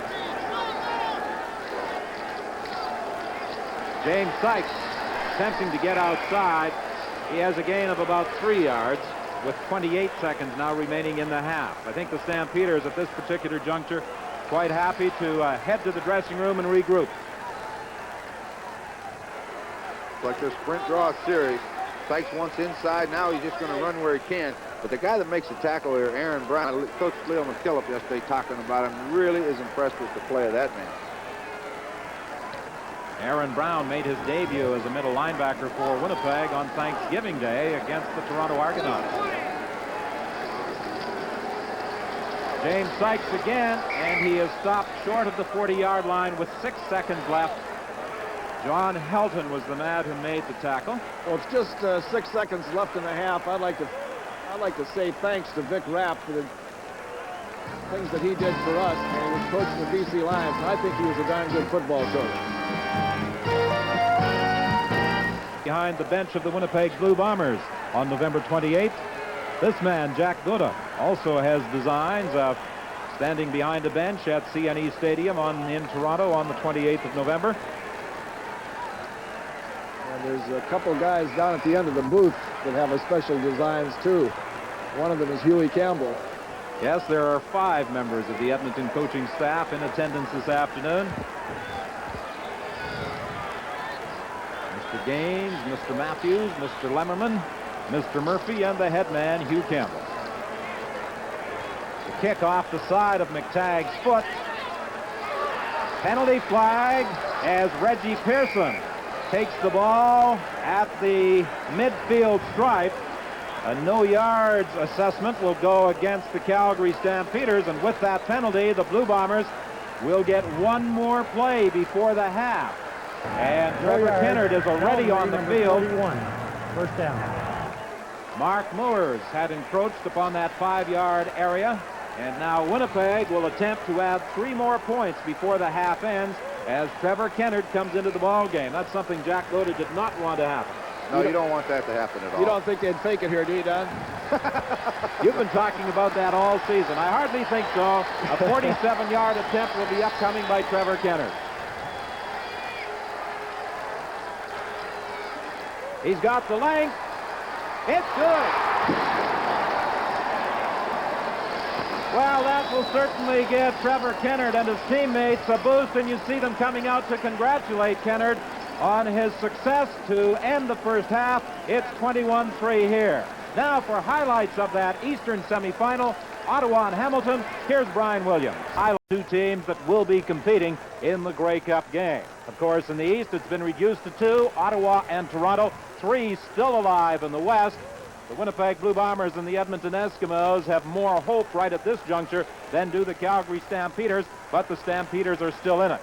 Statistically, Jerry DiTilio had some problems in the first half, although one pass that was dropped by Alton Alexis when he was in behind the defender could have changed the complexion during the first 30 minutes. Boy, that's for sure. You know, when you get into the sudden death, everybody likes sudden death games. They're great to play in because there's no tomorrow. Just go out and have fun and play the game. And when you throw a ball that well against the wind and have it right on the button, you don't expect it to be dropped. And those plays like that are key plays in any game. Now, it's like we talked about at breakfast this morning. Jack Gouda said that's a suitcase play. Drop one more like that and your suitcase is back. You're right. He's exactly right. Well, we have an opportunity. Leo, you made a very quick reference to Vic Rapp, who was recently released as head coach of the BC Lions. Vic is probably looking in this afternoon. I talked to him by telephone the other night, and we would just like to publicly thank Vic for all the cooperation we received from Vic during his 6 years as head coach of the British Columbia Lions.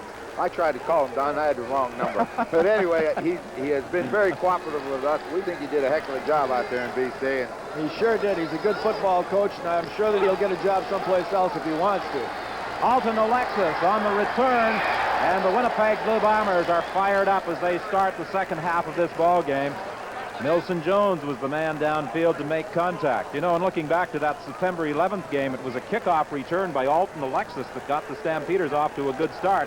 He had a run back of about 74 yards. Well, they needed it there because they got to get something going. The last few minutes of that second quarter were really big ones for the Bombers. They scored a touchdown and got the field goal in the last play.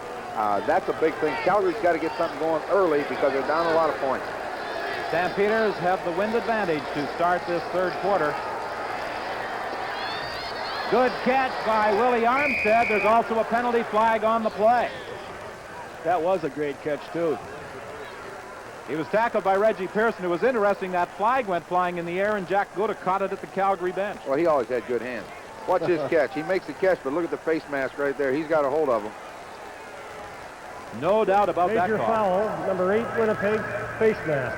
First down. Well, there's no question that if Calgary takes that ball downfield and goes in there and gets some points, that they're going to be back in this football game. Reggie Pearson guilty of that violation, and the Stampeders are now 1st and 10 from the Winnipeg 51. A quick start here in this third quarter would certainly rejuvenate Calgary hope. Alton Alexis is brought down at the 44 by Charles Williams. Alexis caught that ball out there. All the motion went the other way, and he got a one-on-one situation, but there was 2 blue shirts waiting out there for him. Nobody got out there in time to block.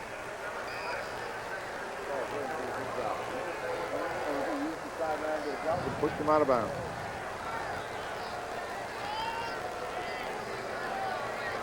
Second and 3.5 for the Stampeders. James Sykes trying to get outside. Penalty flags fly as Sykes is bounced out of bounds by Reggie Pearson, but there were 2 flags on the play. It appears as though there will be a holding call against the Stampeders. Well, Tony Norman certainly thinks so. He came over and signaled to Coach Jacques. Holding, Calgary, number 56. That's on Harold Krebs' son. Tom Krebs, the offensive center, guilty of the holding infraction. I coached his daddy, and I talked to the offensive line coach with the Calgary Stampeders, and he told me that this kid is going to be probably the best center in the West. Really pleased to hear that. So it's now 2nd and 13, Calgary. The pass was deflected at the line of scrimmage. I'm not sure, but I believe John Helton may have got his hand up in front of that throw by Jerry DiTilio. Well, it was deflected. There's no doubt about it. Paul Bennett was in excellent position to pick it off or at least knock it down. He really wasn't open. Well, I'll tell you, the guy I liked was Armstead down at the bottom, but you see Paul Bennett, he reads DiTilio. He starts dropping back, and now he's heading over there. He's in pretty good position. Mike McTagg stands back at the 40-yard line for this third down punt. Good high kick. Paul Bennett fumbles the ball back at the 2-yard line. And look at this return.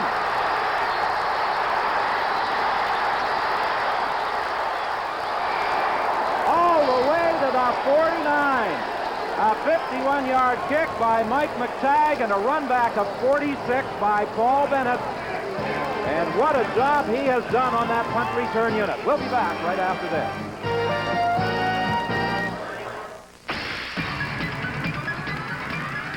Chevy's #1 and determined to keep it that way. Chevrolet, taking charge with a North American 5-passenger sedan that gives you this much room with this much mileage and does it at a new, lower manufacturer's base model price. The 5-passenger, high-technology, front-wheel drive Celebrity, the new generation sedan by Chevrolet. #1 is taking charge.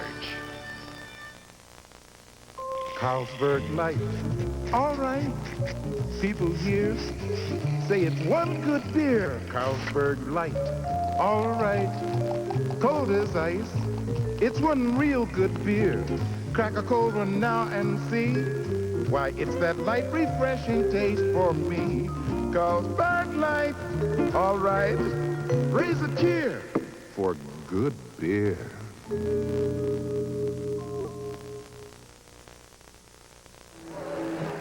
Well, at the start of the game, Nate Johnson had a big return out to midfield. This time, Paul Bennett, for the first time, the Bombers gets it, breaks through after dropping the punt. Gets a pretty good block from Faison, gets outside. What I like right here, he didn't run out of bounds. He's just going to decide, I'm going to go right to the goal line, cut back inside, took a pretty good hit, but great field position. 94 punt return yards for Paul Bennett this afternoon. His work on the special teams has been one of the big differences in this ballgame. There's a penalty flag as William Miller gets outside. He'll be very close to a first down. But there was a flag in the Winnipeg backfield, and that usually indicates offensive holding. I think you're going to get an illegal procedure. I think Bobby Thompson, the left tackle, pulled before the snap. I think you're going to get in for procedure. Just wanted to get a little advantage to get out there in front. I think you're right, Ron. I think it is going to be a procedure call. The options being explained to Ed McElhaney, and now let's listen to Ross Perrier. Illegal procedure, number 61, Winnipeg. Good down call. repeated. And it's kind of tough to hide when you're 6'8", 310 pounds. Everybody can hit it. Watch that left tackle move before the snap. Let's see if we can see him. There he goes. He got the early Looked jump. pretty close, Ron. You got to have quick eyes to see that. That referee was right on top of it, Leo. With Paul Bennett, I think he has 94 yards already this afternoon. You don't know whether in our Carling O'Keefe game player, whether you pick him offensively or defensively, but he's got to get some consideration.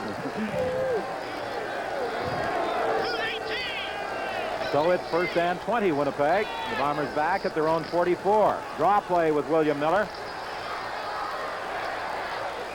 He's brought down at the 48-yard line. 12:06 is the time left in this third quarter. Winnipeg leading by a score of 21-3. Franklin King made the tackle.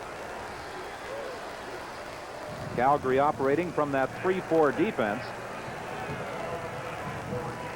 George Small, Randy Troutman, and Ed McElhaney, the three up front, with King and Battershill outside. Bass and Wayne Harris, the men in the middle.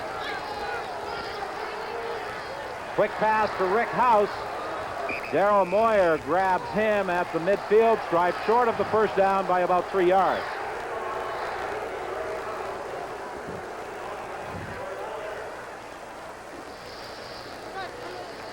Just a conventional sideline cut there, but watch Rick House. Darryl Moyer gets a hold of him, then two other white shirts come over there. Harris, and it looks like Odom, and he's still on his feet. He's a tough kid. Bob Cameron punting into the wind. And the Bombers, I'm sure, would be quite content to play the Stampeders to a standoff in this third quarter and then have the wind advantage heading home. Another good kick. Kruger goes back to his own 20-yard line, and Cameron has been kicking well into that wind. 36 yards, the length of that Bob Cameron third down punt. Don, you remember, everybody remembers George Reed, old teammate of mine in Saskatchewan for so many years. Well, you know, he has a foundation for the handicapped, and he's got a promotion going on right now all through the province of Saskatchewan. It's called Light a Light for the George Reed Foundation.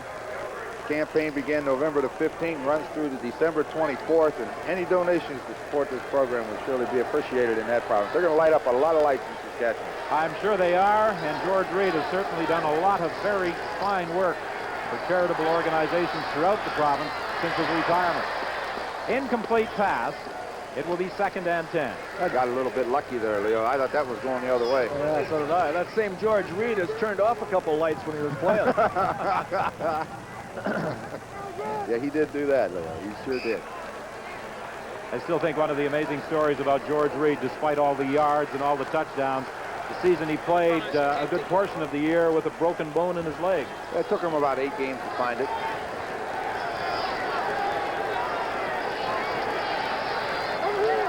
R.B. Smith trying to get that first down. He's going to be stopped well short. Wiley Turner and several other Blue Bombers went for R.B. Smith and stopped them about the 29-yard line. Well, they're hoping he's going to break one of those before long, but to be honest with you, Don, I think they're going to have more success throw that on first down. Because they can take 6 yards on first down, then they can come back on second. But, boy, they've got to get things going right now because Winnipeg has got things in control right now.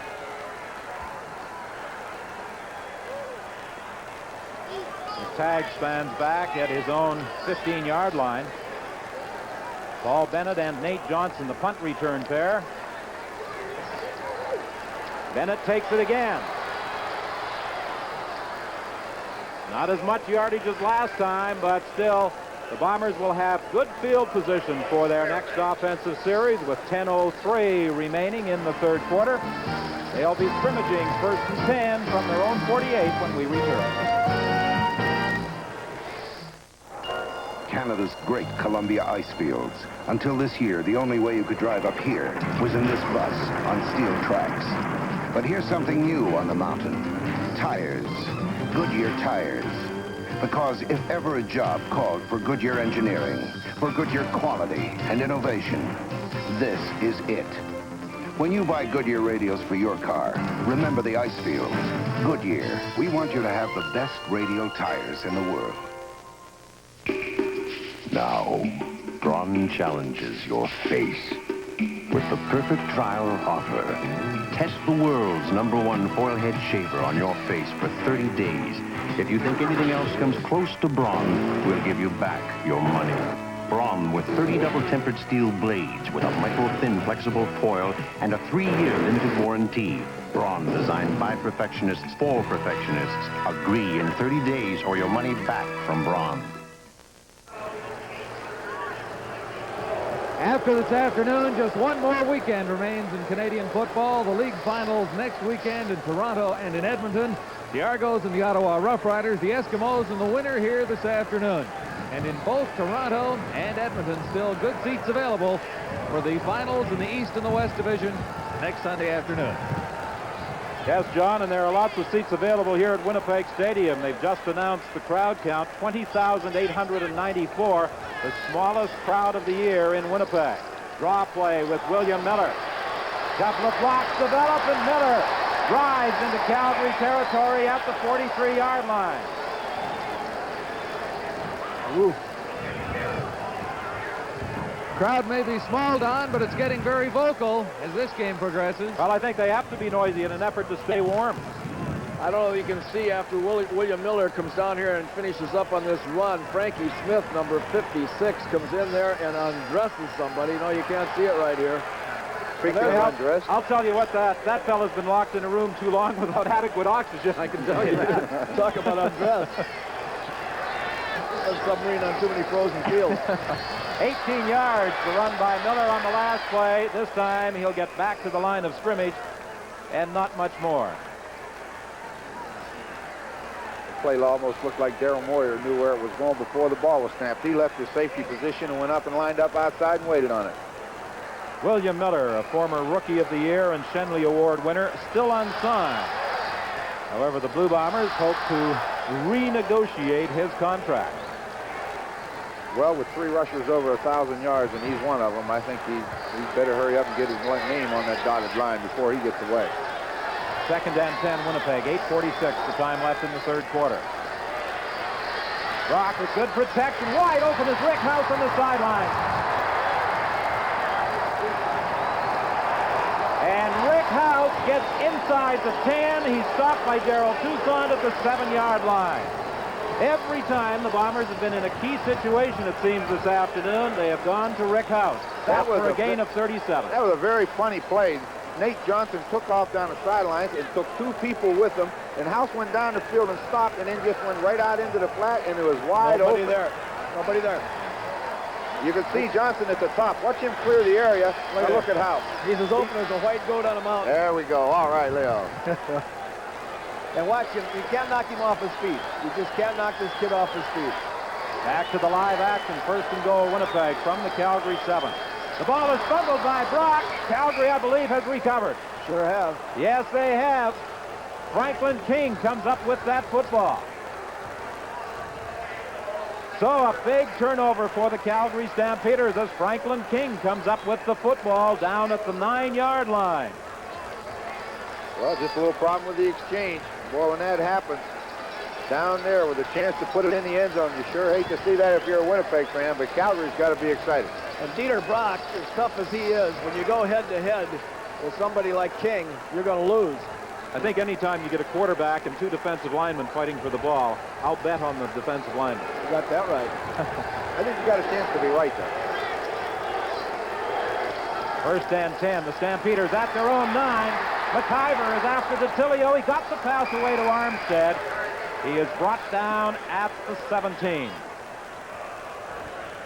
Franklin King, the man who scooped up that loose ball out of the University of Kansas. 6'1", 257 pounds. Jack Goda's very high on him. He says that he can come on the outside on the rush, and he's also got the strength to play off those big offensive tackles and change directions and come on the inside on the seal. And it's a real advantage when you get a guy that can do both and have the speed that he has. 2nd and 3 for the Stampeders. James Sykes, I think he's going to be about a yard short.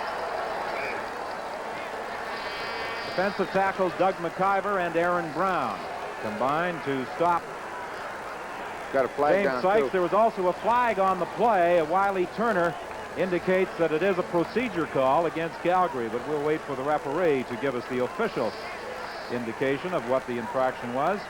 You get this one, Leo? Jeff Inglis, number 51. Left Let's tackle. check him. Illegal procedure. Calgary, number 51. Declined. 3rd down. You have sharp eyes this afternoon, Mr. Lancaster. Jeff Inglis heading off to the Calgary bench. Watch him right here at the bottom of the screen. See him move before the guard?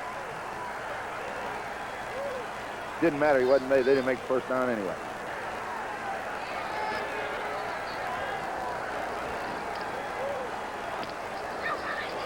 That's Mike McTagg's best punt of the afternoon. Bennett has to go all the way back to his 32-yard line.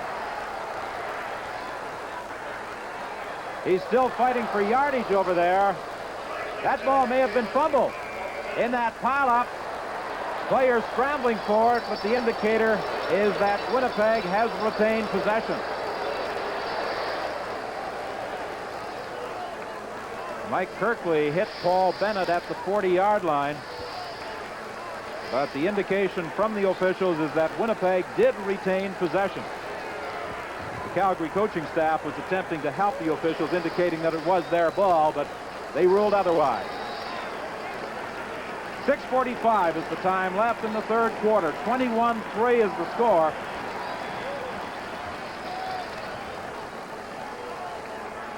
Looks like the people in Winnipeg are getting a little bit appreciative of their defense.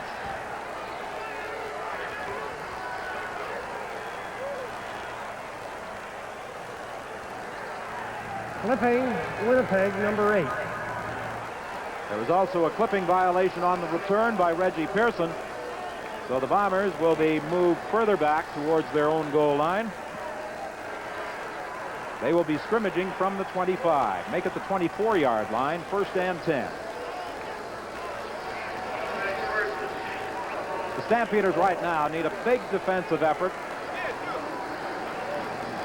Then if they could quickly put something on the board, it could make an interesting finish to this ball game. William Miller trying to get outside. There's absolutely no room for him. There were about 4 Stampeders over there closing it off, led by Randy Troutman. Feelings running rather high on the last few plays.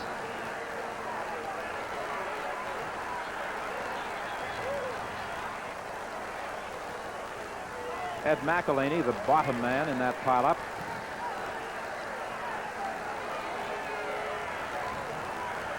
Jerry DeTilio talking with assistant coach Jim Erkenbeck and head man Jack Goda at that Calgary bench as they prepare for their next offensive series. They need the big effort, as you said, Don. They got to stop them, and they got to get it in the end zone in a hurry. Because Winnipeg's getting conservative on them now. They're just moving for first downs, and they're not giving them a chance. Draw play with William Miller again, and the Bombers are going to be forced into a punting situation with 5:52 left in the 3rd quarter. Again, Franklin King makes the tackle. William Miller, the leading rusher in the Western Conference this year. The leading rusher, of course, in the CFL, Skip Walker of the Ottawa Rough Riders, and what a performance this afternoon, 254 yards as Ottawa upset Hamilton 30-20.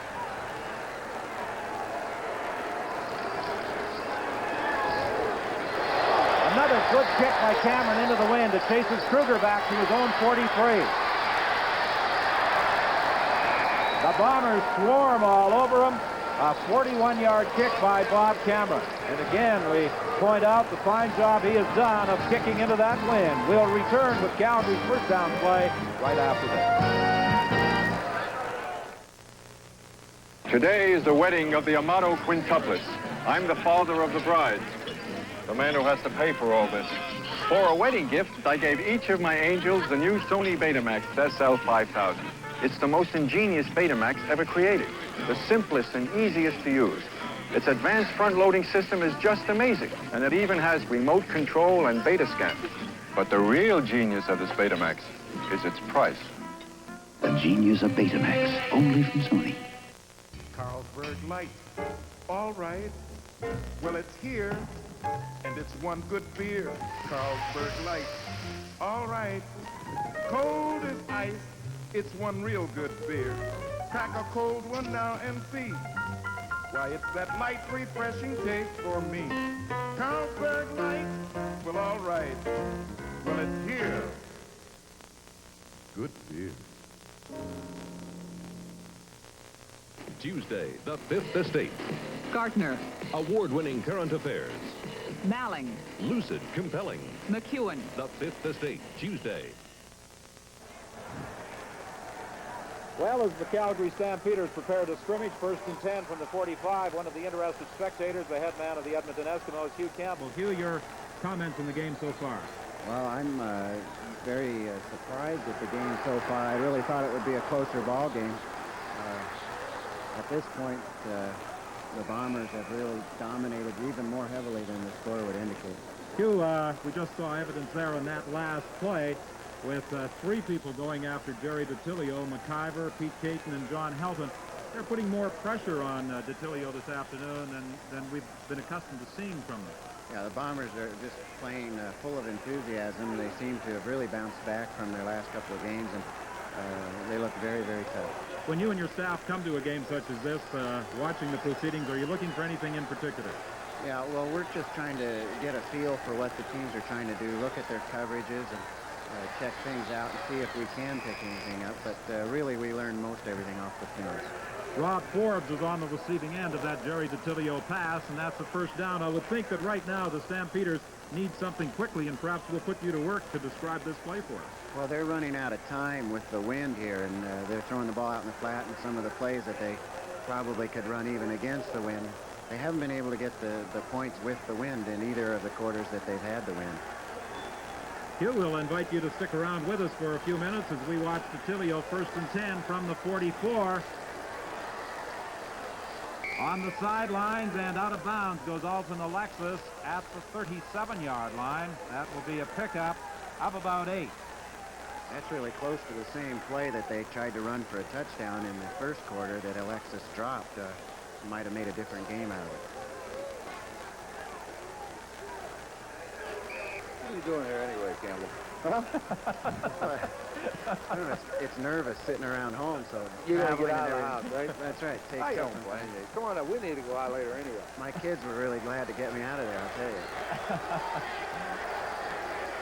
2nd and 2 for the Stampeders. James Sykes has the first down and more. Out of bounds at the 20, well, make it the 30-yard line. Hugh, let's talk about that Western final upcoming, and for the past week, what have you been doing? Have you been giving the boys a few days off? Well, we've practiced. We just didn't know who we were going to play. We've practiced, and I think we've had pretty good practices up to this point, but I would expect our intensity level to pick up quite a bit now that we'll know who we're playing at the conclusion of this game. Another question, were you surprised at the outcome of that Eastern semifinal? Yeah, I was. I really was. I think Ottawa has a fine team, but Hamilton's played so well the last month of the season that it's hard to imagine them not winning the game. Well, the Ottawa Roughriders came up with a 30-20 win, so the Eastern situation has been reduced to the two teams, Toronto and Ottawa. They'll play next Sunday, and that game, of course, will be seen on CBC television. The Edmonton Eskimos will be at home to either Winnipeg or Calgary, and at the moment, it looks as though it might be Winnipeg as the Bombers lead by that margin of 21-3. Huey, it doesn't look like Dieter Brock's suffering any ill effects from that dislocated finger and that dislocated shoulder. That sore shoulder doesn't out there this afternoon. No, he's really throwing the ball well. Bombers have a decided advantage in these wind games because he can throw it just as well either direction. He doesn't seem to be bothered by the wind at all. The injured player that trainer Pat Clayton is working on is linebacker Vernon Paul. And he'll have to go out for at least one play. Ken Shanconi will take his spot, and the way they're helping him off the field, it looks as though that injury could be rather serious. You know, Huey, I don't think that I've ever seen a quarterback play better than Warren Moon has played in the last, maybe the last 8 games even, but he had a little bit of a cold hand against the Hamilton Tiger Cats. But other than that, he's really been on fire, hasn't he?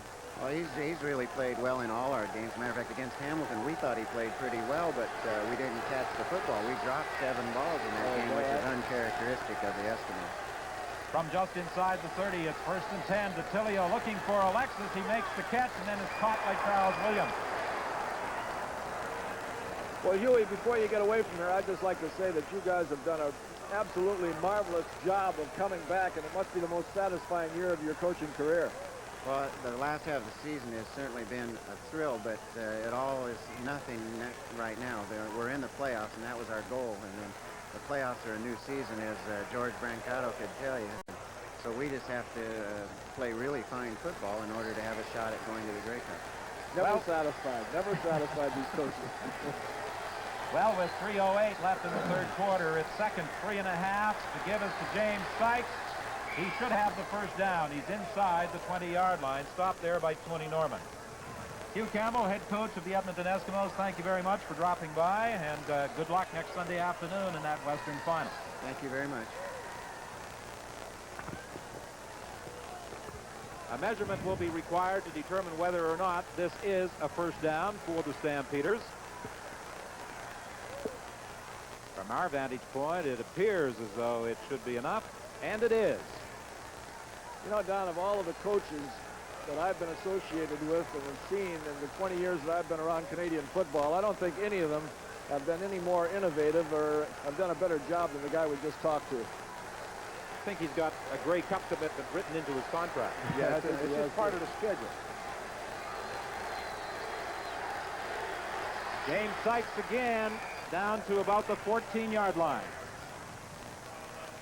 I can hardly believe it down here on the sidelines. Nick Vastaya, number 65 of the Winnipeg Blue Bombers, is in short sleeves. He hasn't put a coat on all afternoon, and it is really freezing down here. But I guess they build him tough. He's got muscles on his muscles, hasn't he? Look at those biceps. Anyway, the weather is not affecting that gentleman. Now Vastaya's from Russia, that's why. 2nd and 4.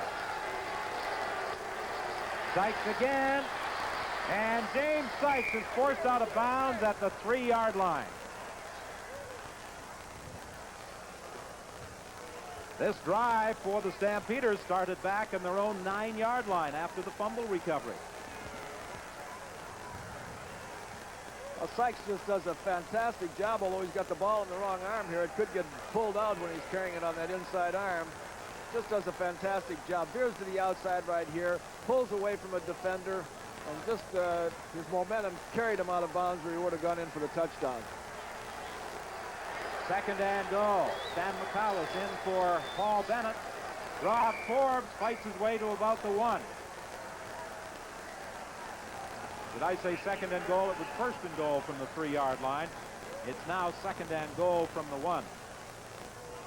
Rob Forbes has done a tremendous job for the Calgary Stampeders as a blocker.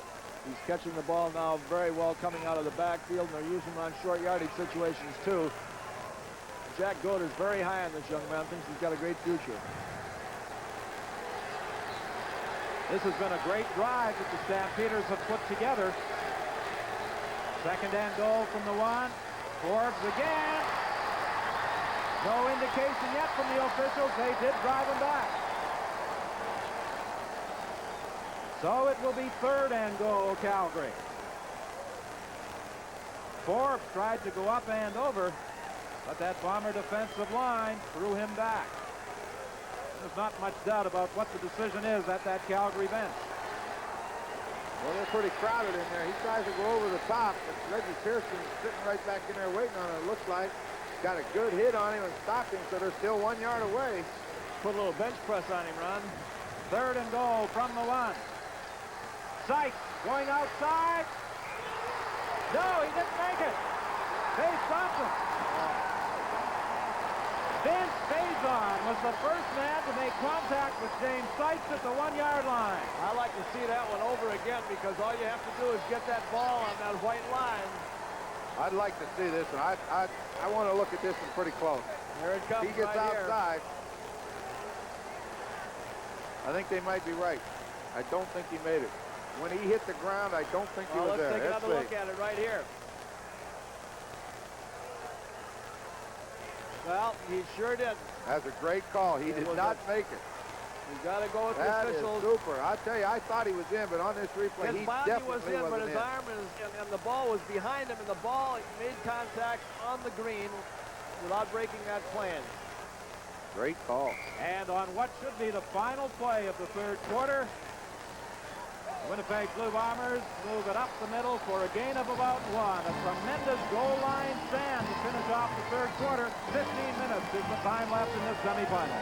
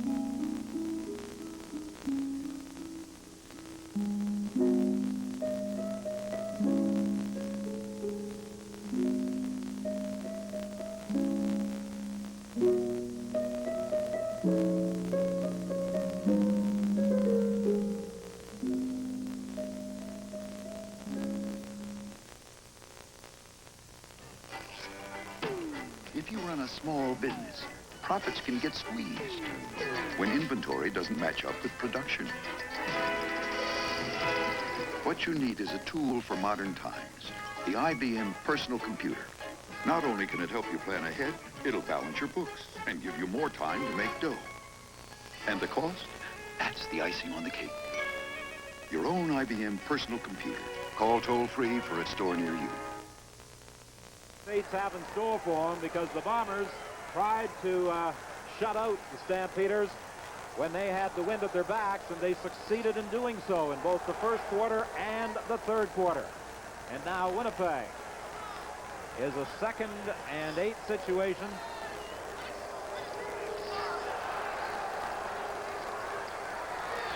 Murphy makes the catch at the 25. Brock threw that one. Boy, he drilled it in there. Yeah, it looked like the old Brock on that one, and it was the same post pattern that Murphy's been running all afternoon. He just went down and just bent to the inside. Brock used a play-action fake and just drilled it in there, as you say, and hit him right on the numbers. You know, it was interesting, Ray Yawkin talking about James Murphy. He didn't get too excited. He just said, I think this young man might show you a few things tomorrow afternoon, when he was describing his abilities yesterday. William Miller fights his way to the 32-yard line. Pickup of about 6.5. I know Jack Goda is sure, standing over there on the sidelines right now, that Sykes got into that end zone and scored, but Fred Haywood, our ISO director, did a fantastic job on that, and there's no question in anybody's mind that's seen it that the officials made a good call on it. Second down play for the Bombers with Nate Johnson wide left, Murphy out to the right.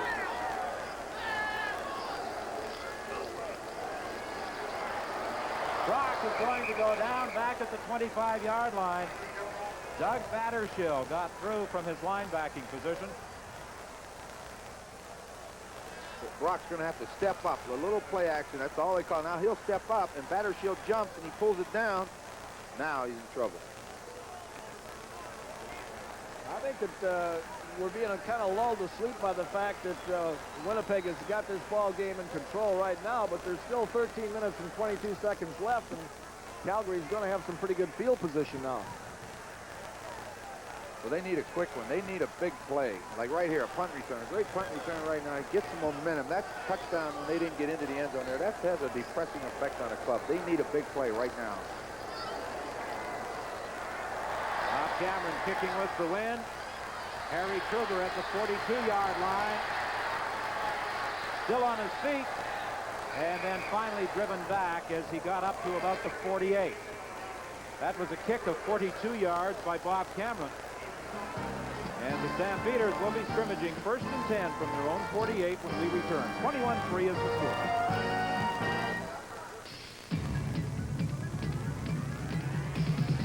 Chevy trucks are taking charge with a dynamic new lineup of new-sized trucks. The Chevy S10 Pickup, S10 Maxi Cab, and S10 Blazer. Taking charge with revolutionary Instatrack 4-wheel drive. Shift from freewheeling 2-wheel drive to 4-wheel drive high and back at any speed. Try that with Datsun or Toyota. Chevy S10. There's never been a lineup of trucks like it before. Tom Chevy trucks are taking charge. Picture a cold, frosty mug of beer. Refreshing to the taste, with 60 calories to the bottle. But this beer is definitely different from all the regular beers and the light beers. This is Tri-Light Extra Light. It's low in alcohol, 2.5% alcohol by volume. Now you can see your way clear. Try Tri-Light, the extra light tasting beer. Tri-Light, nobody brews it lighter. Talked about the enthusiasm at that Bomber bench moments ago after the big goal line stand. Vernon Paul is not feeling that enthusiasm right now. He has strained knee ligaments in his left knee, and he's finished for the afternoon. Well, the Bombers are hoping that Vernon Paul isn't finished for the season if they should advance. They, of course, like to have him in the lineup for next Sunday's Western Final against the Edmonton Eskimos. 1st and 10 Calgary from the 48. He's been a favorite target all afternoon. Willie Armstead is caught at the 52 by Reggie Pearson. Make that Rob Forbes, not Willie Armstead. He's been a favorite target too, Don. David Amer comes into the ball game, and Mike McTagg goes out. It will be 2nd and 5 for the Stampeders. Amer comes out wide to the right.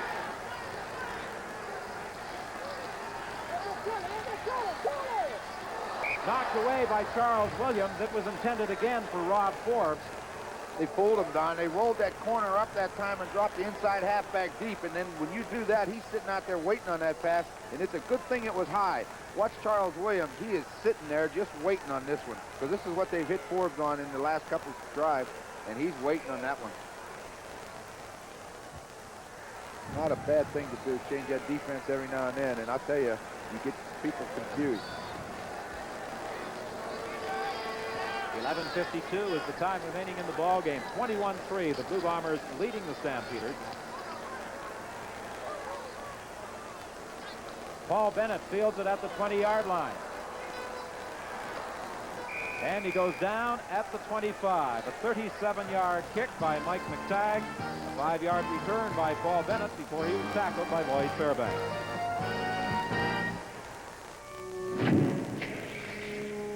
This is a true story about a truck tire. The tire's so strong, nobody really knows how far it will go. Some have gone over 300,000 miles. 300,000 miles on one set of tires. Goodyear truck radials. Remember this when you buy Goodyear radials for your car. Goodyear, we want you to have the best radial tires in the world. The top stars are on K-Tel's hit list. An incredible double album starring Rick Springfield, Blondie, the Commodores Plus, Hall and Oates,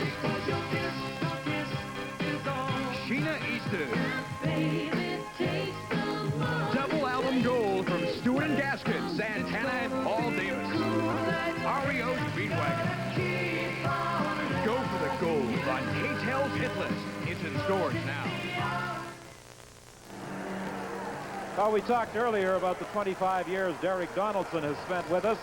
Fausto Belwamini, who works with us in Toronto, hasn't been around that long, but we hope that Fausto is able to get back with us next Sunday. Fausto and his wife Janet are undoubtedly looking in this afternoon, and Janet is hospitalized. We wish you a very speedy recovery. It will be 1st and 10 for the Winnipeg Blue Bombers at their own 25-yard line.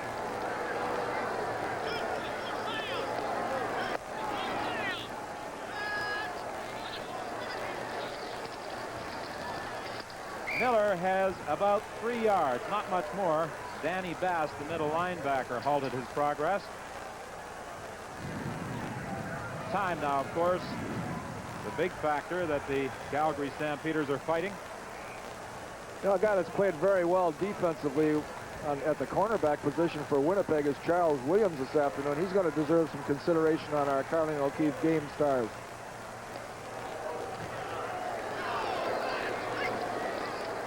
Second down, Winnipeg. Almost picked off by Toussaint. It was intended for Rick House, and had Toussaint been able to squeeze it, he had 6 the other direction. I looked at him today in a hotel lobby, and he is not very big. I'll tell you something, for as physical as he plays out there. But you're right, Don. He picks that one off. That might have been the big play that Calgary has to have, and they got to have it soon. They're down 18 points, and that's a long way back. We alluded to the size of Toussaint, 6 feet, 165 pounds. Soaking wet. Harry Kruger is the lone punt return man back. They were going after the block. They've had some success earlier this year with Toussaint coming from the outside. He was going after it again. Kruger is stopped at the 37-yard line by Scott Flagel. Next weekend, our CBC television cameras at CNE Stadium in Toronto for the Eastern Division Final. Toronto Argonauts will host the Ottawa Rough Riders that afternoon, and we look forward to that telecast to find out exactly who will be representing the Eastern Division in the 1982 Grey Cup. Of course, later that day, the Eskimos will be at home to either the Bombers or the Calgary Stampeders. Looking more and more like the Bombers, guys.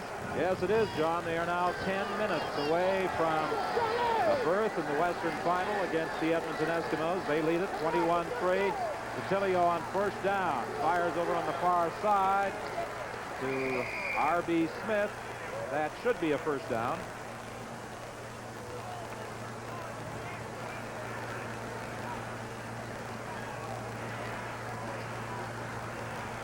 They place the ball between the 48 and the 49, where it's 1st and 10 Calgary. Bombers will be content to give them passes like that right now. Make them use up as much time as they can moving that ball.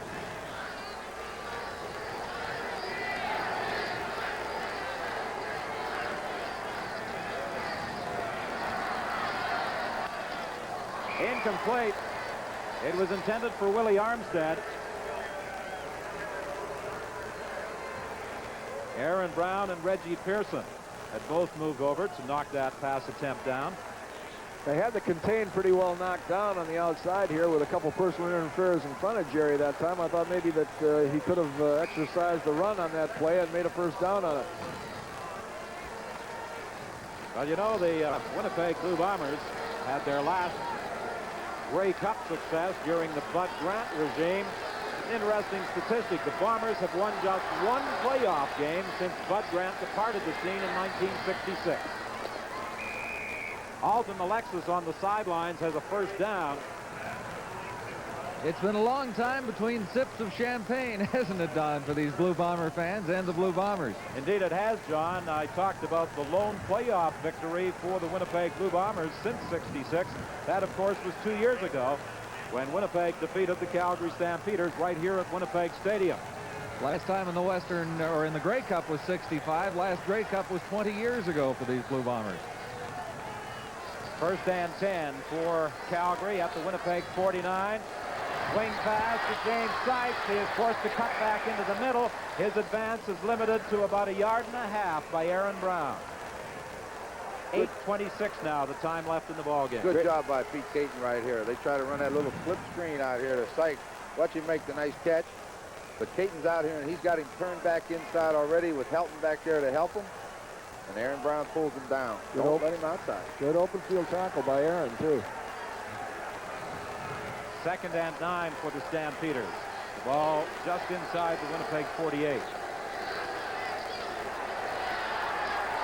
Long throw, incomplete. Intended for R.B. Smith. Knocked away by Vince Faison. Just got that hand up at the last moment. Good coverage. Excellent defense. Smith looked like he was going to get away from him, but that hand come up there at the last minute and knocked it down. You know, this man hasn't missed a ball game since 1975. That's not bad. There goes the race is on. They turn and look for that ball, and that left hand's up there. Just knocked it out of the way. He's either real durable or short on money.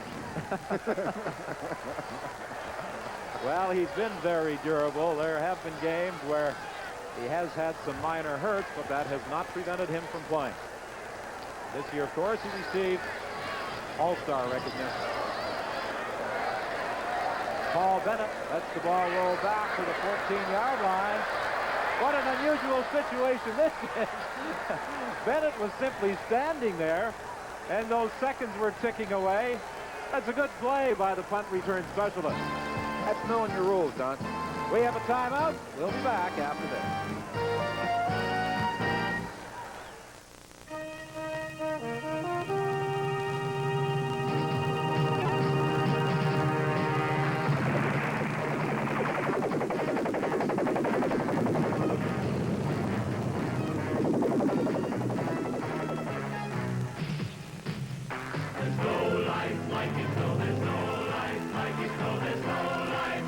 The Canadian Forces Army, the career with a difference. Call us collect. We're in the yellow pages under recruiting. You look forward to it all week long, and then you get knocked around so much you wonder why you do it. But right from the first time you played, you knew you'd found your game. And right from the first time you tried OV, we'll bet you'd found your beer. That's why you just say OV for that great tasting beer. OV, OV, oh yeah. Say OV. You don't have to worry anymore, Dad. I'm going to come and live with you and Rita. Oh, no! It seems that nobody's wild about Harry, but they're hanging in Monday. Statistically, the Bombers also have the edge, 284 yards. Much of it on the passing arm of Dieter Brock, who was quick for 256 yards through the air so far in the ball game. 7:19 is the time left to play. This is where Brock likes to rear back and throw that long one.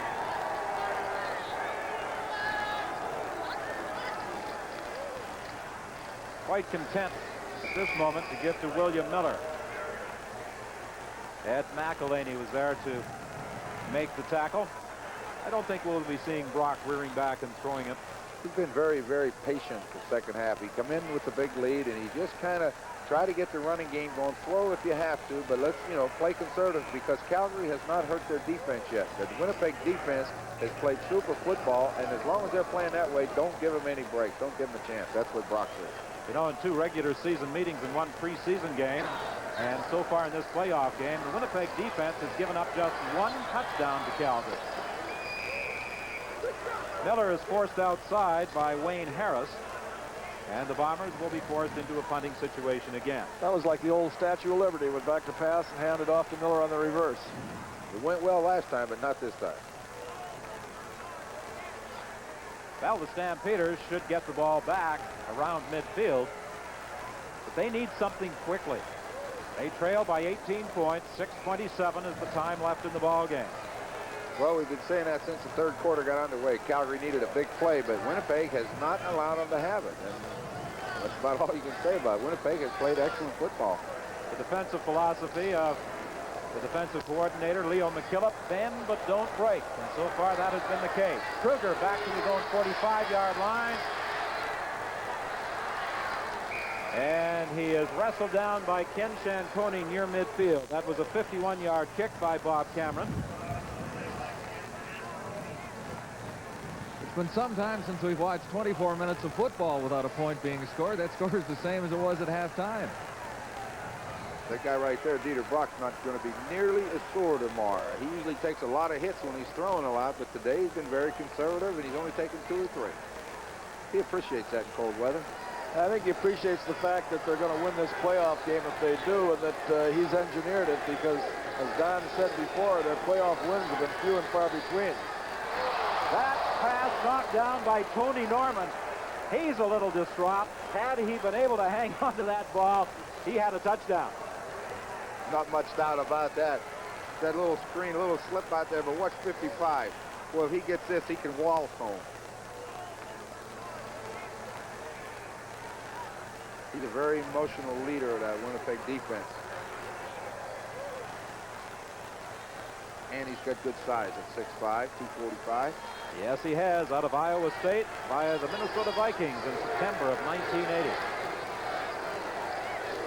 On 2nd and 10. This is picked off by Paul Bennett. Bennett was back there playing center field, and the pass was right in his arms. And that, for the Stampeders, could just about be the ball game. Watch this interception by Bennett. You say he's free, but watch the block coming up.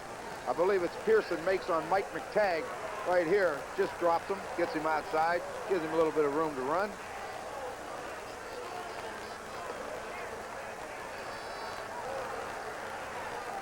Paul Bennett, a Western Conference All-Star, as the free safety.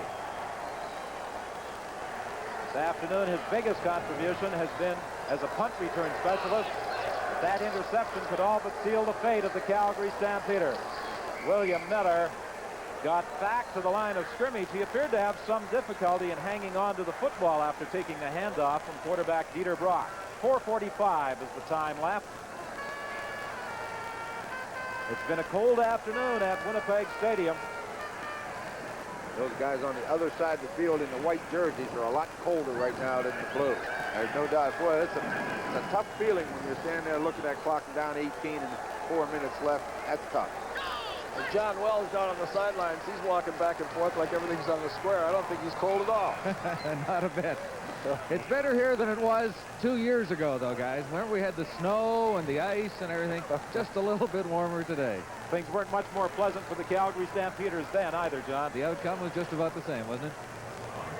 4:19 is the time left. Dan Hucklack was the intended receiver. Again, Kruger is the lone punt return man back. They got to go after it. They've got to go after it. They don't have any choice. Toussaint had some success earlier in the season, as did the Stampeders in blocking punts and field goal attempts. Good kick by Cameron. Kruger back at the 11-yard line. No further. Hit by John Bonk, the offensive center. A 48-yard kick by Bob Cameron. 3:52 the time left. And it's beginning to look as though it will be a Winnipeg-Edmonton Western final. Now, we talked about the Blue Bombers and the fact they have not had much playoff success. They last won a Grey Cup in 1962. The Toronto Argonauts last won a Grey Cup in 1952. Two teams who have experienced a long drought between Grey Cup drinks, but they still have two big obstacles to overcome: Edmonton and Ottawa.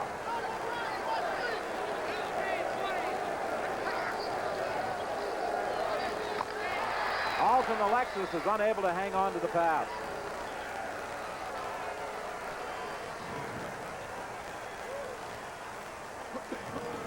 Detilio completing 21 of 37 attempts.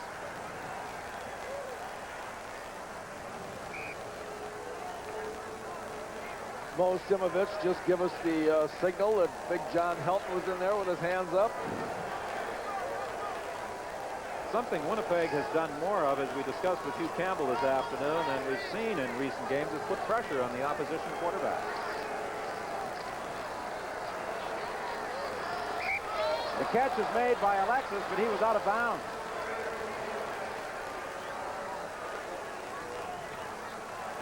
So with 3:10 left in the football game, the Calgary Stampeders in a punting situation. We've got a timeout. Just imagine yourself in an Oldsmobile Cutlass Sierra, the newest version of North America's most popular midsize line. A new Oldsmobile Cutlass Sierra. No other front-wheel drive car is a better reflection on you. Can you think of a better way to spend a night on the town? Oldsmobile Cutlass Sierra. Oldsmobile! Have one built for you. The Calgary Stampeders looking at a 3rd and 10 play with 3:10 left in the ball game.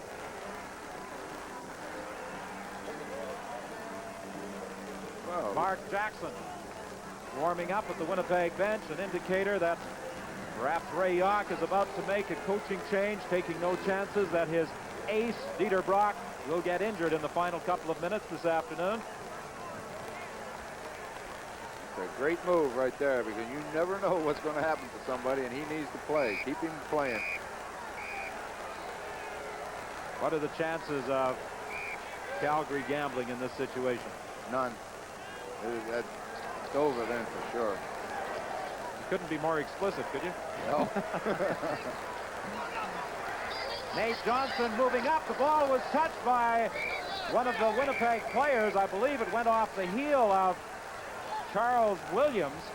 And that was an alert move by Nate Johnson, because one of the Calgary Stampeders, who was going to be called for being inside the 5-yard area, could have pounced on that football. He called it anyway. What's that? That was a pretty smart move right there. And an alert move by that Calgary defender, and he's got called for no yards. It's too bad. Well, regardless of what happens, this will be the final game that Ray Yawk will be standing on the sidelines at Winnipeg Stadium. As everyone, I'm sure, is aware, he will be departing for the Washington Federals of the United States Football League at the conclusion of this season. Well, I read the newspaper article this morning. Somebody very caustically said that Winnipeg doesn't owe Ray Yawk anything, and I think Ray Yawk can say that he's paid his dues, too. Yeah, he sure has. William Miller, first drop tackle, down to about the 10-yard line, very close to a first down. Milson Jones in there finally. He got a chance to run with the football.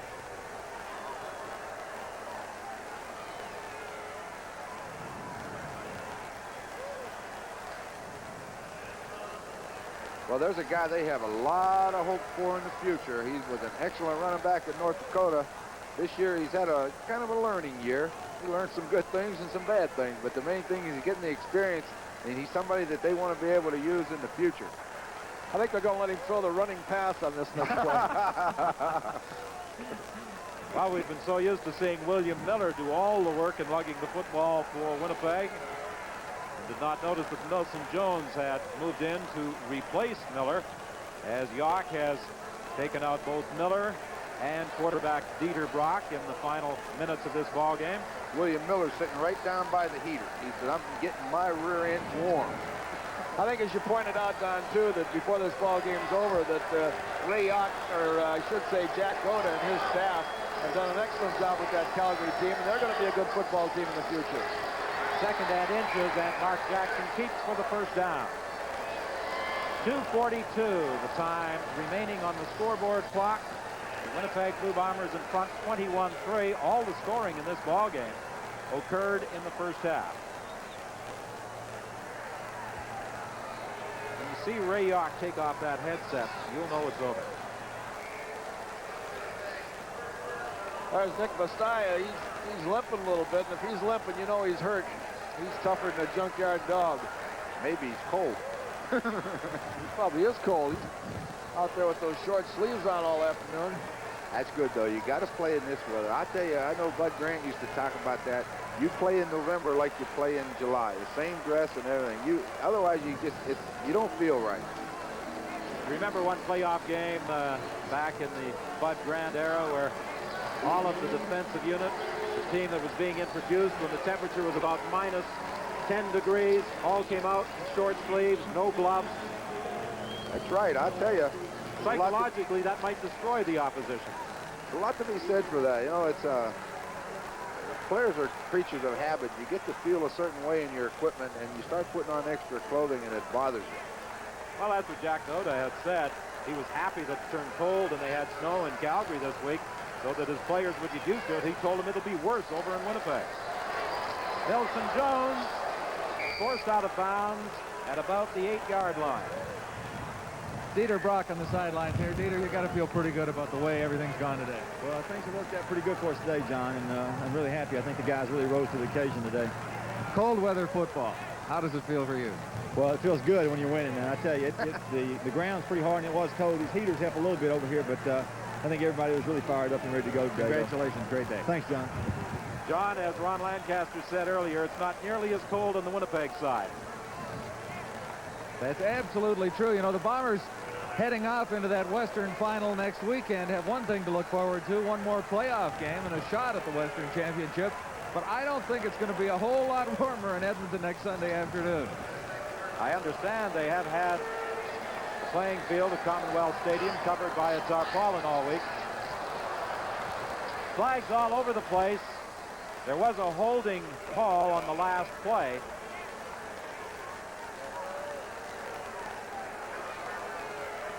Again, it appears as though the call will go against Winnipeg. I think I see Coach Jock taking up the headset. Yes, and the lucky hat has not been nearly as lucky this afternoon for Jack Noda on his birthday. Illegal procedure. Winnipeg, number 53, declined. Second down. You know, all kidding aside, it is kind of a sad thing when you look down there on the sidelines and see Ray Yawk and know that this is going to be his last day on this field. And Ray came up here in 1960 as a player and went through all the growing pains of a player and then into the coaching ranks as an assistant and took that Edmonton team and developed it and has been doing a good job with Winnipeg, and this is his last game in Canada. Mark Jackson initially was looking downfield, then had some intentions of running with the ball. But he wasn't going far when George Small stepped in front of him. 2:02 is the time left as the Blue Bombers send in the field goal unit. Watch the hit right here. He's going to take a heck of a hit. As he turns upfield, he's going to get one right there. And now watch this next one coming down low. He wasn't looking forward to that one.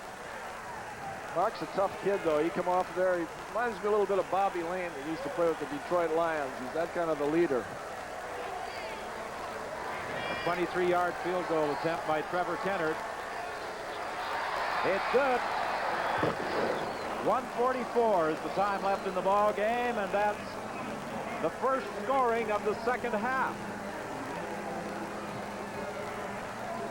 Don, just while we have a moment, the Canadian College Football Championship is on the line next Saturday at Toronto's Varsity Stadium. UBC and Western will meet for the 1982 Vanier Cup. UBC advancing with a victory over St. Avex and Western over Concordia, so that should be a pretty good football afternoon next Saturday as well. And John, we should also congratulate the Renfrew Trojans, who yesterday won the Canadian Junior Football Championship. In an easy win, 46-0. I'll tell you what, that was not a bad game for them. R.B. Smith trying to get outside. And as you said earlier, Ron, the Blue Bombers at this point quite content to give them all those little short swing passes with only 1:38 showing on the clock. Well, that should be a good game for that Vanier Cup. It's going to be held next week in Toronto. It's going to be held on the 20th in Toronto. A UBC team just annihilated St. Francis Xavier, and Western gave the University of Toronto a real bad licking. So it's going to be two good football teams playing against each other. As South the Maritimes, it didn't look as though they'd ever determine an opponent for the University of British Columbia Thunderbirds. Attilio on the bootleg. He's got the first down. Brought down by Reg Pearson. 1:14 is the time left. First down for Calgary at the midfield stripe. Little fake. Nobody knows but him he's doing this because the guards went the other way and he come out here and his two receivers saw him coming. Then they decided they better block for him. But he didn't tell anybody what was going on there. Well, next Sunday, of course, on CBC television, you'll see the Eastern Final, the Toronto Argonauts entertaining the Ottawa Rough Riders. And then the following weekend, all the excitement of the Grey Cup game. Pass knocked down by Vince Faison. Well, they had nothing out in the flat to keep Faison up there. He just kept dropping and gets his hand up there. That entire Winnipeg secondary's had a great afternoon. They've all made some outstanding plays. We're into the final minute of this Western Conference semifinal. The Winnipeg Blue Bombers will be advancing to the Western Final next Sunday against the Edmonton Eskimos. 2 years ago, the Bombers threw a scare into the Eskimos before going down in the second half. Off the Lexus, hit immediately by Charles Williams. Well, when Leo McKillop told us yesterday that this man's play has improved in the past couple of games, we have seen evidence of exactly that this afternoon. This is not a bad hit. He read this one coming, and watch this hit. Bang. Ooh. Leo McKillop has done a tremendous job with that secondary, as we've referred to all afternoon. Former Notre Damer. Charles Williams took the worst of that hit that he put on Alton Alexis. And watch McIver. McIver's going to hit Detilio just as he gets rid of it.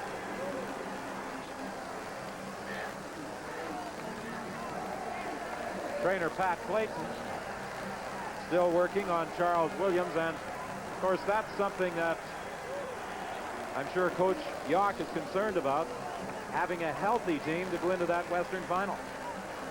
Hey, you don't want to lose this guy. Those cornerbacks, we've mentioned this oftentimes in the past, but when you go out recruiting football players, the toughest guy to find is the guy that stands under the center, that quarterback. But beyond that, it's those guys that stand on the outside, those cornerbacks. We'll see Alexis catch the ball here, and there he comes. And that is a real solid hit. That's what you call dip, hit, and lift. Yes, when you're playing the Edmonton Eskimos, you better have some strength from those cornerback positions. The pass is picked off by Vince Faison. Faison said, I told you the last time I warned you, this time I'll get it. 24 seconds show on the clock. Vince Faison heads to the bench, hanging on to that football.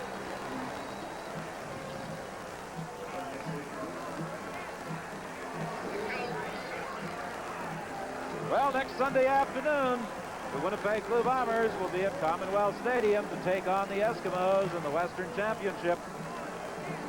And next Sunday afternoon at CNE Stadium in Toronto, it will be the Argonauts against the Ottawa Rough Riders. You'll see that game on CBC television. 24 seconds left in this one. On Grey Cup Sunday, the thrill of it all, starting at 11:30 Eastern Standard Time. The veteran defensive back of the Blue Bombers, Vince Faison, a Western Conference All-Star in this 1982 season. He has had a very fine year. Hey, Vince, that's all right, eh, to end it off like that? Hard talking. The man is speechless.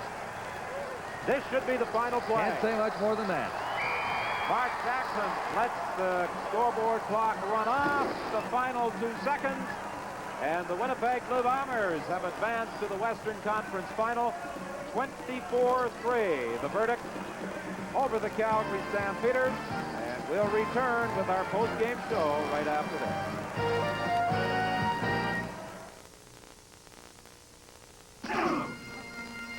It takes everything you've got and then some.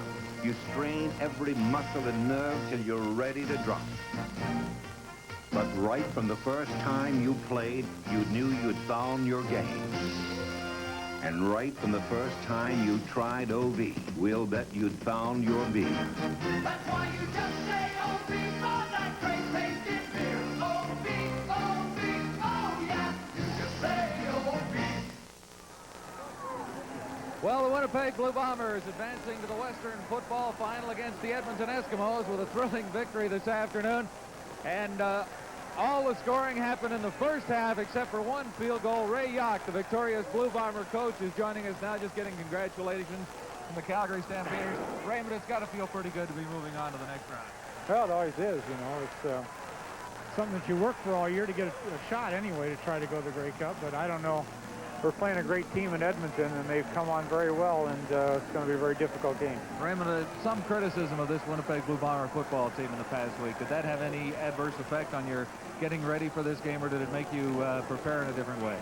Well, I don't know. You're in this business. You're always going to be under some criticism. Things always don't go your way, and all you do is you're human beings. You try to do a good job and hope things fall right for you. We don't try to let the criticism affect us. Your emotional feelings right now, how do you feel? Well, vindicated in some way? No, it's just one ball game. It's just one more game, that's all, and we've got a long ways to go, but you never know what'll happen. Ray, I think Ronnie Lancaster and Leo Cahill may have a question upstairs. Yeah. Hey, Ray, did it ever occur to you that you're standing down there coaching this team in Winnipeg Stadium for the last time? Did it ever enter your mind? Yeah, it did, and it kind of gets you a little bit because I started out here in Canada as a player, and this will be the last time I'll probably be in this stadium. Well, Ray, it's Leo Cahill. Congratulations on a great season thus far. I know you got one big one left. Yeah, we sure do, Leo, and as I said, it'll be a very difficult game. Edmonton's playing great football right now, and they've got a lot of tradition, a lot of pride, and it'll be a very difficult game. Ray, I know you were in conversation I had with you in your office this morning. You said, just watch James Murphy. I think he might show you something. Well, I think he did. Yeah, he's been kind of in the back of our minds for a long time, but we thought that this was the time to do it. We didn't have anything to lose, and he did a great job. Are you going to take a day off before you get started for that Edmonton group? I don't think we can. I don't think we can afford to take a day off when you're playing those guys. That's for sure.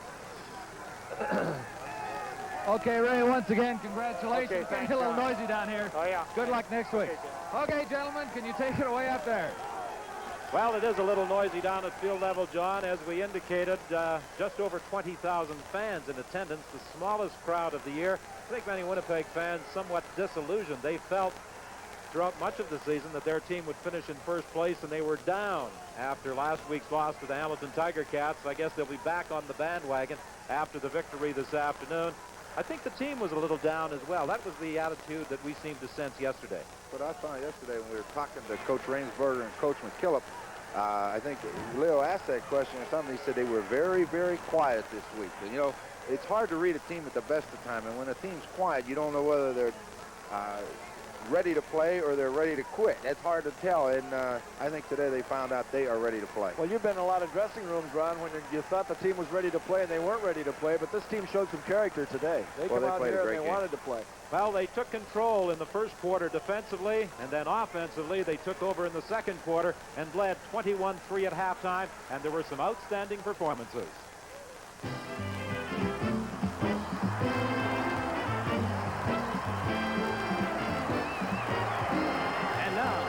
O'Keefe Sports Game Stars. And the Game Stars this afternoon, both from the Winnipeg Blue Bombers. On offense, Rick House, and defensively, Paul Bennett. The roommates come through today. We'll start with you. You've got to be a little bit gratified by this triumph today. Couldn't be happier for the moment right now, I'll tell you. There was some criticism, Blue Bombers, particularly when we look back to last week against the Hamilton Tiger Cats, a game that would have given you first place. Go ahead, Mike. I can't hear a thing, Bud. Tell us about the Edmonton Eskimos next week, then, Paul. Well, we're just hoping to come up with the same type of intensity that we had this game here. We had a lot of criticism going into this game.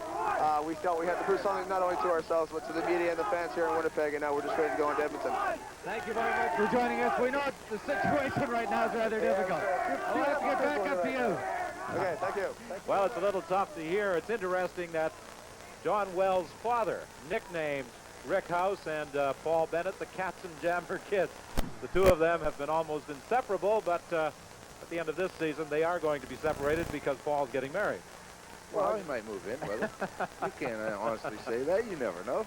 Well, the two of them came up with outstanding performances, and as we mentioned, Rick House, really a doubtful starter as late as a couple of hours before game time because he had been sick with the flu, but obviously he's feeling much better right now. Who's done a better job than that kid all year long, and what a likely guy to be a Shenley Award nominee. We talked about it before, you know, that he played the slot back position. He's played every position on the football team and can play it well. And when I think that a guy was sitting alongside of me at one time or other had an opportunity to do something with this guy. No. Well, as I said earlier, in defense of Ron, when he played at Simon Fraser, Rick House that is, he was a running back, and I don't think a lot of people really knew that he could catch the ball as well as he could. Oh, I don't think so either. We knew he could run with the football, but well, I'll tell you, he's had a great year. And I'll tell you, there's an old saying, and a lot of guys, every time a guy is sick before a ball game, usually plays pretty well. And he just helped to carry on that tradition and reputation, I guess. Well, you've had a perfect weekend, Ron. You Yes, picked sir, both have. Hamilton and Calgary to I win. sure did. I had a great weekend picking them. I think everybody will want to know who I pick next week so they can bet against me. What do you look for next week? First of all, let's talk about Winnipeg and Edmonton. Well, I wouldn't want to be anybody going into Edmonton right now. As well as they're playing, it's a tough place to play, and it's like the Grey Cup's part of their schedule, and I think you got to always ride with the home team and the champion until you dethrone them. Winnipeg feel they can do it. It should be a good football game. What do you think? I think that Edmonton is just, you know, you talk about a team that's coming up that hasn't got any experience, that's peaking. Here's a team that's got 6 Grey Cups in a row, won 5 of them, and they're peaking about as much as you can peak at this time of the season. They've been there before. They're going to be awful tough to beat. You're a little premature. They haven't won 5 yet. They're Right. trying to do that this year. Okay, the game that will be seen on CBC television involves Toronto and Ottawa from CNE Stadium. A winner there, gentlemen. Go ahead, Leo. I'll tell you what, I'm not betting against Brancato anymore. Well, I want to say that Brancato's done a fantastic job with Ottawa, and, you know, no one expected him to win today, but those Argonauts are going to be tough to beat on their home field. And that's the game that you'll be seeing next Sunday afternoon. The Toronto Argonauts in the Eastern Final against the Ottawa Rough Riders. John, Leo, Ron, and I will be there. The executive producer of CFL football on CBC television is Bob Moyer. Today's game was produced by Hugh Carruthers. Our directors, Ron Harrison and Larry Brown. Ron Harrison directing the cameras today, and the man behind the isolated cameras this afternoon, Brant Haywood. Our technical coordinator, Roy McGuire. And in addition to all the other people who have helped bring you Western Conference football on CBC television this season, my special thanks to statistician Sim Simone and the president of the Spotters Union, Mo Simovich.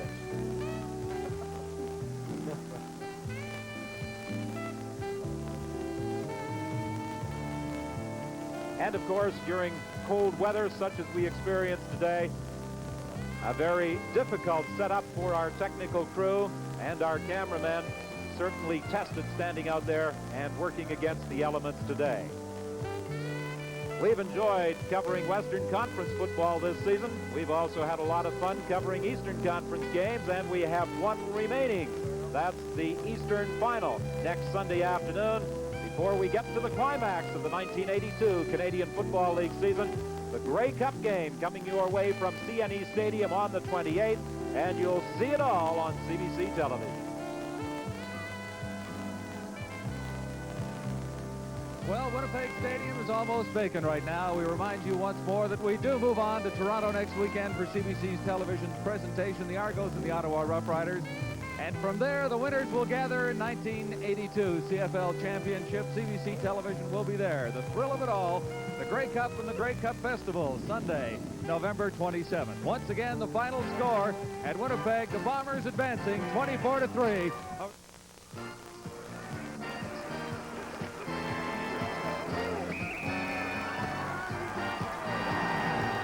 CFL 82 has been brought to you by Curling O'Keefe, brewers of OB and the Carlsberg family.